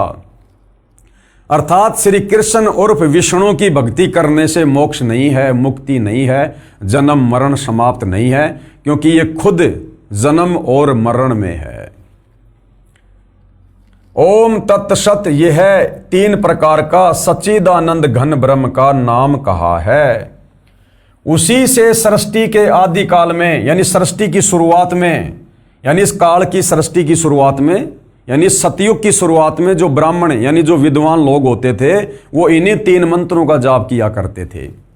उसी से सृष्टि के आदि काल में ब्राह्मण और वेद तथा यज्ञादि रचे गए। गीता ज्ञानदाता ने यानी हिंदुओं के अनुसार श्री कृष्ण उर्फ विष्णु ने गीता अध्याय 4 श्लोक 34 में कहा है कि मैं उस तत्व ब्रह्म यानी परम अक्षर ब्रह्म यानी परमेश्वर के विषय में संपूर्ण ज्ञान नहीं जानता। अपने आधे अधूरे ज्ञान को गीता ज्ञानदाता ने क्लियर कर दिया कि अर्जुन मैं उस परम अक्षर ब्रह्म के विषय में कंप्लीट जानकारी नहीं रखता, मेरी नॉलेज वहां तक नहीं है। भाई कौन बताएगा? तत्वदर्शी संत बताएगा, उससे जाकर पूछ। अगर आप वास्तव में परमात्मा चाहते हैं और हिंदू समाज से हैं और अपने सदग्रंथों को गीता जी को सही मानते हैं तो भाई और बहनों फिर आपने इस सच्चाई को स्वीकार करना पड़ेगा, अन्यथा आपसे कर्महीन कर्म ठोक प्राणी धरती पर कोई और नहीं है फिर, जो आंखों देखकर भी सच्चाई को स्वीकार नहीं करेगा। गीता जी का ज्ञान देने वाला भगवान हिंदुओं के अनुसार श्री कृष्ण और विष्णु हाथ खड़े कर रहा है कि भैया मुझे भी इस कंप्लीट सृष्टि रचना का नहीं पता, ये दुनिया किसने बनाई किसने रची। हाँ, अगर तेरे को उसके बारे में जानकारी चाहिए और यदि तू उसको प्राप्त करना चाहता है तो किसी तत्वदर्शी संत की खोज कर उसकी शरण में जा। क्या कह रहा है? गीता ज्ञानदाता ने गीता अध्याय 4 श्लोक 34 में कहा है कि मैं उस तत्व ब्रह्म यानी परम अक्षर ब्रह्म यानी परमेश्वर कौन? कबीर देव के विषय में संपूर्ण ज्ञान नहीं जानता, यानी मैं उस परमात्मा के बारे में नहीं जानता। तो कौन जानता है? किसी तत्वदर्शी संतों के पास जाकर उस ज्ञान को समझ। अगर गीता ज्ञानदाता श्री कृष्ण उर्फ विष्णु के पास यह ज्ञान होता तो एक श्लोक और लिख देता कि अर्जुन ये है वो ज्ञान, ये है वो भगवान, ये है उसकी प्राप्ति। एक श्लोक और लिख देता। लेकिन यहां पर साफ साफ गीता का ज्ञान देने वाला आप हिंदू भाई बहनों के अनुसार श्री कृष्ण उर्फ विष्णु साफ साफ हाथ खड़े कर रहा है कि अर्जुन उस परमेश्वर के विषय में मुझे भी पूरी जानकारी नहीं है, अगर उसके विषय में जानकारी चाहिए तो किसी तत्वदर्शी संत की शरण में जा। तो भाई और बहनों, आज पूरे विश्व के मानव समाज का परम सौभाग्य आज वह तत्वदर्शी संत धरती पर सतगुरु रामपाल जी है। तभी तो जनता की अदालत में और गीता जी को दिखाकर सब कुछ क्लियर कर रहे हैं। गीता ज्ञानदाता ने गीता अध्याय 4 श्लोक 34 में कहा है कि मैं उस तत्व ब्रह्म यानी परम अक्षर ब्रह्म यानी परमेश्वर के विषय में संपूर्ण ज्ञान नहीं जानता। किसी तत्वदर्शी संतों के पास जाकर उस ज्ञान को समझ, उनको दंडवत प्रणाम कर, उनकी सेवा कर, नम्रता पूर्वक प्रसन्न कर, तब वे तत्व ज्ञानी महात्मा तुझे तत्व ज्ञान का उपदेश देंगे। तब वो तत्वदर्शी संत तुझे उस तत्व ज्ञान का, उस परमात्मा के विषय में जानकारी देगा, उस परमात्मा की भक्ति देगा, जन्म और मरण को काटने वाली भक्ति देगा। तो आज सौभाग्य भाई और बहनों पृथ्वीवासियों का कि वह तत्वदर्शी संत धरती पर साक्षात प्रकट है। पेश है गीता अध्याय 4 श्लोक 34 की फोटोकॉपी, जो यहां लिखा हुआ है वो यहाँ पर आपको देखने को मिलेगा, क्योंकि मामला जनता की कोर्ट में है और जनता तो भैया बगैर प्रमाण देखे, क्योंकि कोर्ट में तो सबूतों के आधार पर बात होती है। तो यहाँ पर कबीर जी के वकील सतगुरु रामपाल जी ने जनता की अदालत में जनता के सामने हिंदू धर्म के शास्त्रों को दिखाकर श्री कृष्ण जी के तमाम वकील यानी धर्म गुरुओं के दांत खट्टे कर दिए। देखिए क्या लिखा है, तत्व विधि प्राणिपातेन परिप्रश्नेन सेवैया उपदेक्षन्तेन ये ज्ञानम ज्ञानिन तत्वदर्शिन। और हिंदी में सामने बिल्कुल क्लियर अनुवाद कर रखा। ये अनुवाद सतगुरु रामपाल जी ने नहीं किया, ये अनुवाद सैकड़ों वर्ष पहले हिंदू धर्म के उन विद्वानों ने किया है जिनको हिंदू समाज विद्वान मानता था। क्या कह रहे हैं गीता ज्ञानदाता, उस ज्ञान को, कौन से ज्ञान को, परमात्मा के विषय में, उस ज्ञान को तू तत्वदर्शी ज्ञानियों के पास जाकर समझ। अगर गीता ज्ञान देने वाले श्री कृष्ण के पास वो ज्ञान होता तो खुद ही ना बता देता, किसी और के पास जाकर समझने के लिए क्यों कह रहा है, क्योंकि उसे भी नहीं पता। उस ज्ञान को तू तत्वदर्शी ज्ञानियों के पास जाकर समझ।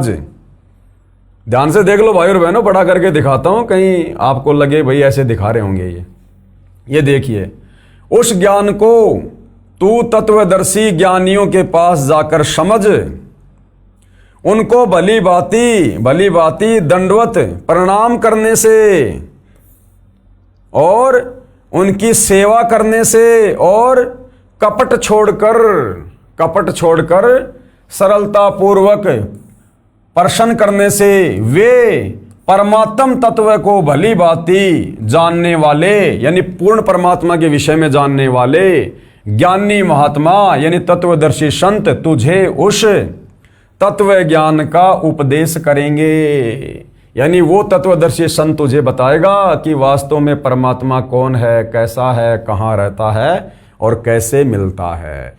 तो भाई और बहनों, ये गीता अध्याय 4 श्लोक 34 बिल्कुल क्लियर कर रहा है कि कंप्लीट गॉड के विषय में, कबीर देव के विषय में गीता ज्ञान देता आप लोगों के अनुसार श्री कृष्ण, हमारे अनुसार ब्रह्म, इसको भी कंप्लीट सृष्टि का ज्ञान नहीं है।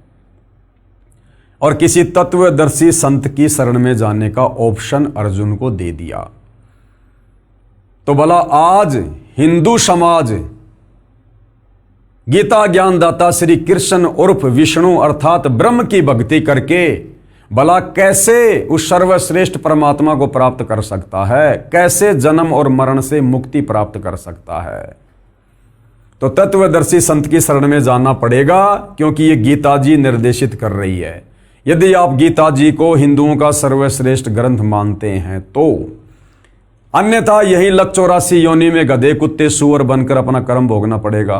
काल की भक्ति कर करके, ब्रह्मा विष्णु महेश की पूजा कर करके लक 84 योनियों में तरह तरह के शरीर धारण करके कष्ट भोगना पड़ेगा, नरक में भी जाना पड़ेगा और तपतशिला पर भी काल भून भून के खाएगा।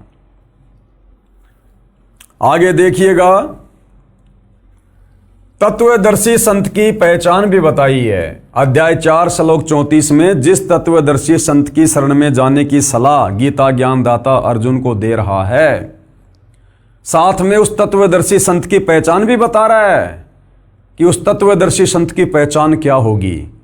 तो जो पहचान गीता अध्याय 15 श्लोक 1 से 4 में बताई जा रही है, उस प्रकार से आज तक ये ज्ञान इस धरती पर सतयुग से लेकर वर्तमान समय तक सतगुरु रामपाल जी के अलावा किसी भी धर्म के धर्म गुरु ने नहीं दिया।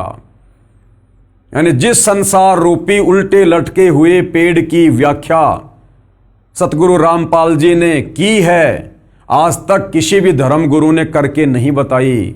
इसे स्वयं सिद्ध होता है कि गीता अध्याय 15 श्लोक 1 से 4 के अनुसार वो तत्वदर्शी संत वर्तमान में सतगुरु रामपाल जी हैं।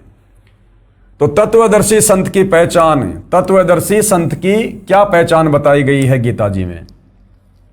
गीता अध्याय 15 के श्लोक 1 से 4 में स्पष्ट किया है कि ये संसार रूपी पीपल का वृक्ष मानो, उसकी जड़ ऊपर को पूर्ण ब्रह्म यानी परम अक्षर ब्रह्म है, नीचे को तीनों गुण रूप शाखाएं हैं, जो संत इस संसार रूपी वृक्ष के सभी अंगों की जानकारी रखता है, यानी सभी भगवानों की अलग अलग जानकारी दे दे कि ब्रह्मा विष्णु महेश कौन है, ये ब्रह्म कौन है, अक्षर पुरुष क्या है और परम अक्षर ब्रह्म क्या है, वह वेद के तात्पर्य को जानने वाला है, यानी वह तत्वदर्शी संत है। ये देखिएगा गीता अध्याय 15 श्लोक 1, क्योंकि जनता की अदालत में मामला है, प्रमाण तो देने पड़ेंगे। तो पेश है गीता अध्याय 15 श्लोक 1 की फोटोकॉपी।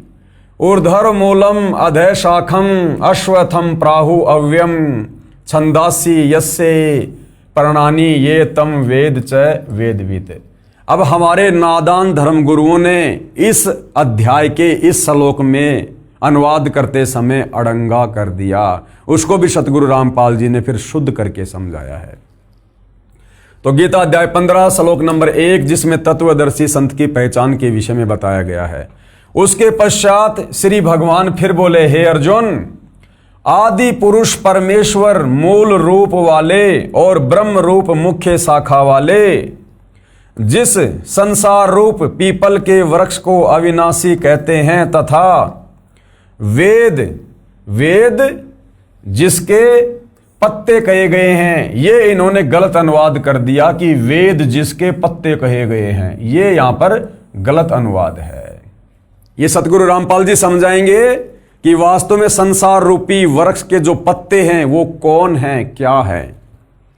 जबकि हमारे गीता अनुवादकों ने तत्व ज्ञान के अभाव में क्या लिख दिया, तथा वेद जिसके पत्ते कहे गए हैं, उस संसार रूप वृक्ष को जो पुरुष मूल सहित तत्व से जानता है, वह वेद के तात्पर्य को जानने वाला है, अर्थात वो तत्वदर्शी संत है। अब देखिएगा गीता अध्याय 15 श्लोक 4 में कहा है कि तत्व ज्ञान की प्राप्ति के पश्चात, अर्थात उस तत्वदर्शी संत से नाम उपदेश लेकर तत्व ज्ञान प्राप्ति के बाद परमेश्वर के उस परम पद की खोज करनी चाहिए, यानी सतलोक जाने के लिए फिर भक्ति करके जी जान लगा देनी चाहिए। जहां जाने के पश्चात, कहां, सतलोक जाने के पश्चात साधक यानी भगत कभी लौटकर संसार में नहीं आता। कौन से संसार में? काल के 21 ब्रह्मांड में। यह भी स्पष्ट है कि उसी की भक्ति करनी चाहिए। आगे देखिए, पेश है गीता अध्याय 15 श्लोक 4 की फोटोकॉपी। तत् पदम तत् परिमार्गी त्वं यस्मिन् गता न निर्वंतति भूये तम एवं च आद्यम पुरुषम परपदे। और क्या लिखा हुआ यहां पर गीता अध्याय 15 श्लोक 4 कि तत्वदर्शी संत की प्राप्ति के बाद उससे तत्व ज्ञान लेकर, नाम उपदेश लेकर, फिर उस परम अक्षर ब्रह्म कबीर देव की भक्ति करनी चाहिए। उसके पश्चात यानी तत्वदर्शी संत से ज्ञान लेने के बाद उसके पश्चात उस परम पद रूप परमेश्वर को भली भांति खोजना चाहिए, जिसमें गए हुए पुरुष यानी उस सतलोक में गए हुए भगत फिर लौटकर संसार में नहीं आते, और जिस परमेश्वर से इस पुरातन संसार वृक्ष की प्रवृत्ति विस्तार को प्राप्त हुई है, यानी जिस परमेश्वर ने सारी सृष्टि को रचा है, उसी आदि पुरुष नारायण के मैं शरण हूं। गीता ज्ञानदाता भी कह रहा है कि अर्जुन, उसी परम पुरुष, उसी पुरुष आदि नारायण, उसी आदि पुरुष नारायण यानी उसी परम अक्षर ब्रह्म, उसी कबीर देव की मैं भी शरण में हूं, यानी मेरा भी इष्ट देव वही है। अब बताओ भाई और बहनों, क्या कमी रह गई? अरे गीता ज्ञान देने वाला आप लोगों के अनुसार श्री कृष्ण उर्फ विष्णु खुद गीता अध्याय 15 श्लोक 4 में कह रहा है कि अर्जुन, मैं तुझे तत्वदर्शी संत के माध्यम से जिस परमात्मा की शरण में जाने की सलाह दे रहा हूं, मेरा भी इष्ट देव वही है, मैं भी उसी की शरण में हूं। हालांकि इसको वास्तविक मंत्र नहीं पता, वास्तविक भक्ति नहीं पता, लेकिन सृष्टि रचना से आपको पता चलेगा कि यह काल वहीं से आया हुआ है। यह भी सतलोक का निवासी था, लेकिन इसने तप करके गलती की। तो यह कह रहा है कि मैं भी उसी आदि पुरुष नारायण की शरण में हूं। आदि पुरुष नारायण यानी सृष्टि का सबसे पहला भगवान कबीर देव। तो वही तुम्हारा गीता ज्ञानदाता श्री कृष्ण उर्फ विष्णु अर्थात ब्रह्म, जब ये खुद उस आदि पुरुष नारायण कबीर देव परम अक्षर ब्रह्म की शरण में है, ये भी उसी को अपना इष्ट मानता है, जैसा इसको पता है उसकी भक्ति करता है, तो भला भाई और बहनों, फिर आप और हमारी मुक्ति इस गीता ज्ञान देने वाले भगवान की शरण में आने से, अर्थात श्री कृष्ण उर्फ रामचंद्र उर्फ ब्रह्मा विष्णु महेश की भक्ति करने से फिर आप और हमारी मुक्ति कैसे होगी? आप और हमारा जन्म मरण का रोग कैसे कटेगा, जब गीता ज्ञानदाता खुद जन्म और मरण में है? क्या कह रहा है? उसी आदि पुरुष नारायण के मैं शरण हूं, इस प्रकार दृढ़ निश्चय करके उस परमेश्वर का मनन और नित्य ध्यान आसन करना चाहिए। यानी उसी भगवान का ध्यान कर, उसी की पूजा कर, अपने से अन्य भगवान के विषय में कह रहा है। तो हिंदू समाज के भाई बहनों ने विचार करना चाहिए। आज तक आप लोगों ने केवल गीता का नाम सुना होगा, या कोई लेकर आ गया होगा तो सीधा सीधा उसका पाठ कर लिया होगा। ये इस प्रकार पाठ करने से समझ में नहीं आती। अगर ऐसे समझ में आ जाती तो गीता अध्याय 4 श्लोक 34 में गीता ज्ञान देने वाला हिंदू समाज का भगवान श्री कृष्ण और विष्णु तत्वदर्शी संत की शरण में जाकर गीता पढ़ने की सलाह नहीं देता। आगे देखिए, गीता अध्याय 15 के ही श्लोक 16 और 17 में 3 पुरुष यानी प्रभु बताए हैं, भगवान बताए हैं। क्षर पुरुष गीता ज्ञान देने वाला है, जो केवल 21 ब्रह्मांड का प्रभु है, यानी ब्रह्मा विष्णु महेश का पिता है ये, जो गीता ज्ञान दे रहा है। दूसरा है अक्षर पुरुष, जो 7 संग ब्रह्मांडों का स्वामी है, प्रभु है, भगवान है। तथा तीसरा है परम अक्षर ब्रह्म, यानी परमेश्वर सबका मालिक है, जो उपरोक्त क्षर पुरुष तथा अक्षर पुरुष से अन्य है। वह वास्तव में अविनाशी है, वही पुरुषोत्तम है, वही परमात्मा कहा जाता है। यानी पवित्र गीता जी में भक्ति और भगवान को समझने के लिए बिल्कुल निर्णायक ज्ञान दिया हुआ है, लेकिन हमारे नादान धर्म गुरु तत्व ज्ञान के अभाव में इस ज्ञान को समझ नहीं पाए और इसका अड़ंगा करके भगत समाज में पेश कर दिया और हमें भक्ति और भगवान से सदियों से दूर रखा। पेश है गीता अध्याय 15 श्लोक 16-17 की फोटोकॉपी, देखिएगा। गीता अध्याय 15 श्लोक 16 में 2 भगवान बताए गए हैं, 2 भगवान, ध्यान से देखिए। गीता अध्याय 15 श्लोक 16 की फोटोकॉपी। 2 यानी 2 इमो पुरुषो यानी भगवान है लोके, इस लोक में 2 भगवान हैं। 2 इमो पुरुषो लोके, कौन से? एक है क्षर यानी क्षर पुरुष, च यानी और, दूसरा अक्षर यानी अक्षर पुरुष। क्षर पुरुष और अक्षर पुरुष। एवं च क्षर सर्वाणी भूतानी कूटस्थ अक्षर उच्चते, और इन दोनों के लोकों में रहने वाले जितने भी प्राणी हैं वो भी जन्म मरण में हैं, वो भी अविनाशी नहीं हैं। ये देखिएगा गीता अध्याय 15 श्लोक 16 की फोटोकॉपी, जिसमें 2 भगवान बताए गए हैं। इस संसार में नाशवान और अविनाशी भी ये 2 प्रकार के पुरुष हैं, यानी भगवान हैं। अब नाशवान तो खुद है, ये काल है, गीता ज्ञानदाता ब्रह्म है, क्षर पुरुष, और अविनाशी कह रहा है ये अक्षर पुरुष को, क्योंकि अक्षर पुरुष की उम्र इस क्षर पुरुष से, काल से काफी लंबी है, परंतु मृत्यु उसकी भी होती है। गुरुदेव ने बताया जिस प्रकार एक चीनी मिट्टी का कोई बर्तन होता है, वो अगर हाथ से छूट गया तो वो तुरंत टूट जाएगा, और दूसरा कोई एक लोहे का बर्तन है, कोई स्टील का बर्तन है, वो हाथ से छूट जाएगा तो नहीं टूटेगा, लेकिन लोहे को भी जंग लगेगी, समय चाहे ज्यादा लगता है। यानी लोहा जो होता है वो भी नाशवान है, उसको भी जंग लगती है और नष्ट होता है। इसलिए अक्षर पुरुष को उसकी ज्यादा लंबी उम्र होने के चलते यहां पर अविनाशी यानी अक्षर कहा है, जबकि दोनों ही अविनाशी हैं। इस संसार में नाशवान और अविनाशी भी ये 2 प्रकार के पुरुष यानी भगवान हैं। और संपूर्ण भूत प्राणियों के शरीर यानी इन लोकों में रहने वाले जितने भी प्राणी हैं उनके शरीर भी नाशवान हैं, और जीवात्मा अविनाशी का है। जीवात्मा तो किसी की भी नहीं मरती, ठीक है। तो गीता अध्याय 15 श्लोक 16 में ये 2 भगवान आप जियों के सामने हैं।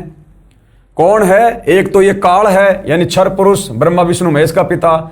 दूसरा ये अक्षर पुरुष है जो सात संग ब्रह्मांड का स्वामी है। तो ये दो भगवान हो गए गीता अध्याय 15 श्लोक नंबर 16 में। अब जस्ट आगे गीता अध्याय 15 श्लोक 17 में गीता ज्ञानदाता क्या कह रहा है कि वास्तव में जो पुरुषोत्तम है, उत्तम पुरुष, सर्वश्रेष्ठ परमात्मा, वो तो इन दोनों से अलग ही है। देखिएगा भाई और बहनों, अब देखिए गीता अध्याय 15 श्लोक 17 की फोटोकॉपी। उत्तम पुरुष तु अन्य और परमात्मा इति उदाहरते। उत्तम पुरुष तु अन्य यानी सर्वश्रेष्ठ परमात्मा तो उन दोनों से अन्य ही है। ये लोक तरम अवश्य विवर्ती अव ईश्वरे, जो तीनों लोकों में प्रवेश करके सबका धारण पोषण करता है, वो कौन है? परम अक्षर ब्रह्म कबीर देव। देखिएगा क्या लिखा है, उत्तम पुरुष तो अन्य ही है। उत्तम यानी सर्वश्रेष्ठ और पुरुष यानी परमात्मा भगवान। तो कह रहा है गीता अध्याय 15 श्लोक 16 में जो दो भगवान हैं, क्षर और अक्षर, उन दोनों से अन्य है। उत्तम पुरुष तो अन्य ही है जो तीनों लोकों में प्रवेश करके, यानी काल के किस ब्रह्मांडों में? अक्षर पुरुष के सात्संग ब्रह्मांडों में और ऊपर के सतलोक आदि लोकों में प्रवेश करके सबका धारण पोषण करता है, सारी सृष्टि को चला रहा है। उत्तम पुरुष तो अन्य ही है जो तीनों लोकों में प्रवेश करके सबका धारण पोषण करता है, एवं अविनाशी परमेश्वर और परमात्मा इस प्रकार कहा गया है। उसी को वास्तव में अविनाशी परमात्मा कहा गया है। वो कभी नहीं मरता, उसको कोई नहीं मार सकता, क्योंकि गीता अध्याय 2 श्लोक 17 में खुद ये काल गीता का ज्ञान देने वाला कह रहा है कि अर्जुन अविनाशी तो उसको जान जिसको मारने में कोई समर्थ नहीं। यानी अर्जुन मैं भी अविनाशी नहीं हूं। खुद के विषय में तो गीता अध्याय 2 श्लोक 12, अध्याय 10 श्लोक 2, अध्याय 4 श्लोक 5 और 9 में कह दिया कि मेरे और तेरे बहुत जन्म हो चुके हैं, आगे भी होंगे, तू नहीं जानता मैं जानता हूं। फिर गीता अध्याय 2 श्लोक 17 में अपने से अन्य भगवान के विषय में कह रहा कि अर्जुन अविनाशी तो उसको जान जिसको मारने में कोई भी सक्षम नहीं, अर्थात कबीर परमात्मा। गीता अध्याय 15 श्लोक 16-17 का श्लोक 1 से 4 से संबंध है। गीता अध्याय 15 श्लोक 1 से 4 में कहा कि ये संसार पीपल के वृक्ष के समान जानो, जिसकी जड़ यानी मूल ऊपर को मानो जो परम अक्षर ब्रह्म है, तथा नीचे को तीनों गुण रजगुण ब्रह्मा, सतगुण विष्णु, तमगुण शिव जानो। इस प्रकार इस संसार रूप वृक्ष के पत्ते आदि तना व मोटी डार विभाग हैं, जो इस संसार रूप वृक्ष के सब अंगों मूल, तना, डार, शाखा तथा पत्ते को जानता है, वो तत्वदर्शी संत है। परमेश्वर कबीर जी ने काशी बनारस शहर भारत देश में प्रकट कब? सन 1398 से 1518 में, लगभग 550 वर्ष पहले, यानी सन 1398 और 1518 के दौरान, यानी 120 साल तक तत्वदर्शी संत रूप में यह भेद बताया था और कहा था। यानी वो परम अक्षर ब्रह्म उत्तम पुरुषत्व अन्य, जिसके विषय में गीता ज्ञान दाता बार बार कह रहा है कि मेरे से अन्य उस परमात्मा की शरण में जा, वो कबीर देव है, परम अक्षर ब्रह्म है। वो कबीर परमात्मा चारों युगों में यहाँ आते हैं हमें ये तत्व ज्ञान समझाने के लिए। और लेटेस्ट में 650 साल पहले बनारस के काशी में आए, जिनको हम कबीर दास के नाम से जानते हैं। 120 साल तक उन्होंने अपना ये तत्व ज्ञान दिया सिंपल भाषा में। और क्या कहा करते थे? कबीर अक्षर पुरुष एक पेड़ है और निरंजन वाकी डार, और तीनों देवा शाखा हैं, पात रूप संसार।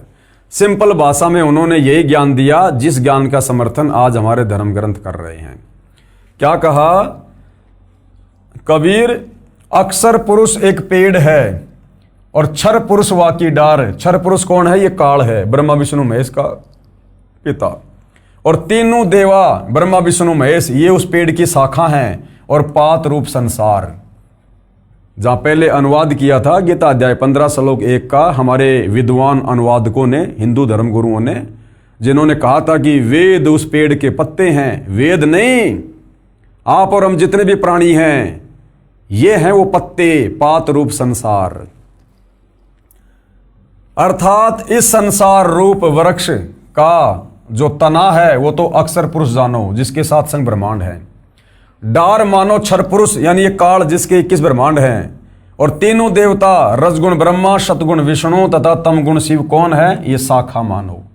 और छोटी टहनियों तथा इन पत्तों को देवता समेत अन्य जीव जंतु जानो। मूल रूप परमेश्वर कबीर जी हैं। भक्ति रूपी पेड़, संसार रूपी पेड़ की जो जड़ है, जो जमीन के अंदर है, जो दिखाई नहीं दे रही, वो कौन है? वो परम अक्षर ब्रह्म है, कबीर परमात्मा है। मूल रूप यानी जड़ रूप कौन है? परमेश्वर कबीर जी हैं, जो आगे परमाणु से सिद्ध हो जाएगा। गीता अध्याय 15 श्लोक 16 में कहा है कि क्षर पुरुष यानी ये काल तथा अक्षर पुरुष दोनों तथा इनके लोकों के सब प्राणी नाशवान हैं, आत्मा सबकी अमर है। फिर गीता अध्याय 15 श्लोक 17 में उस उत्तम परमेश्वर के विषय में क्या कहा कि उत्तम पुरुष यानी पुरुषोत्तम तो उपरोक्त क्षर पुरुष यानी काल तथा अक्षर पुरुष से अन्य ही है, जो परमात्मा कहा जाता है, जो तीनों लोकों में यानी क्षर पुरुष इस काल के लोक में और अक्षर पुरुष के लोक तथा अन्य परम अक्षर ब्रह्म के लोक यानी ऊपर के सतलोक, अलख लोक, अगम लोक, इन लोकों में प्रवेश करके सबका धारण पोषण करता है। जिस प्रकार पेड़ की जड़ से पेड़ के उस तने को, डारी को, शाखाओं को, टहनियों को, सबको खुराक मिलती है, उसी प्रकार वो परम अक्षर ब्रह्म जो सतलोक में रहता है वो सारी सृष्टि का धारण पोषण करता है। वास्तव में अविनाशी परमेश्वर यानी परम अक्षर ब्रह्म है, क्योंकि वृक्ष का पोषण मूल यानी जड़ से होता है। उपरोक्त परमाणु से स्पष्ट हुआ कि श्री विष्णु उर्फ श्री कृष्ण से अन्य परमेश्वर है, यानी गीता ज्ञान दाता से अन्य सर्वश्रेष्ठ परमात्मा है, परम अक्षर ब्रह्म, जो वास्तव में अविनाशी है, यानी उसको मारने में कोई सक्षम नहीं है और सबका धारण पोषण करता है, सबका उत्पत्ति करता है। सतलोक में सबकी उत्पत्ति उसी कबीर परमात्मा से हुई। वही उत्तम पुरुष यानी पुरुषोत्तम यानी सभी भगवानों में सर्वश्रेष्ठ है, अविनाशी परमेश्वर है, परम शांतिदायक है, क्योंकि सतलोक में फिर कभी जन्म मरण नहीं होता, लड़ाई झगड़ा नहीं होता। वहां पर जन्म मरण से छूटने के लिए गीता ज्ञान देने वाले ने अर्जुन के माध्यम से भगत समाज को उसी अपने से अन्य कबीर परमेश्वर की शरण में जाने के लिए कहा है। तो भाइयों और बहनों, पूरी तरह से इस पवित्र पुस्तक कबीर बड़ा या कृष्ण से जनता की अदालत में, जनता के सामने कबीर परमेश्वर जी के वकील सतगुरु रामपाल जी ने हिंदू धर्म के धर्मशास्त्रों को दिखाकर, विशेषकर पवित्र गीता जी को दिखाकर ये क्लियर कर दिया है कि गीता ज्ञान दाता आप लोगों के अनुसार श्री कृष्ण उर्फ विष्णु के पास में कंप्लीट सृष्टि का ज्ञान नहीं है, कंप्लीट आध्यात्मिक ज्ञान नहीं है। श्री कृष्ण उर्फ विष्णु ये खुद जन्म और मरण में है। श्री कृष्ण उर्फ विष्णु इनके पास में मोक्ष मंत्र नहीं है। इनकी भक्ति करने से जीव आत्मा परम शांति को प्राप्त नहीं हो सकती। 184 योनियों में गधा कुत्ता सुअर बनने से नहीं बच सकती, नरक में जाने से नहीं बच सकती, मरण और बुढ़ापे के कष्ट से नहीं बच सकती। और गीता ज्ञान दाता से अन्य जो सर्वश्रेष्ठ परमात्मा है वो परम अक्षर ब्रह्म है, कबीर देव है, जो तीनों लोकों में प्रवेश करके सबका धारण पोषण करता है। और उस परम अक्षर ब्रह्म की भक्ति चाहिए तो आपने गीता अध्याय 4 श्लोक 34 के अनुसार किसी तत्वदर्शी संत की खोज करनी होगी। वो तत्वदर्शी संत आपको बताएगा कि आपका जन्म मरण से छुटकारा कैसे होगा। और वो तत्वदर्शी संत वर्तमान में धरती पर सतगुरु रामपाल जी हैं।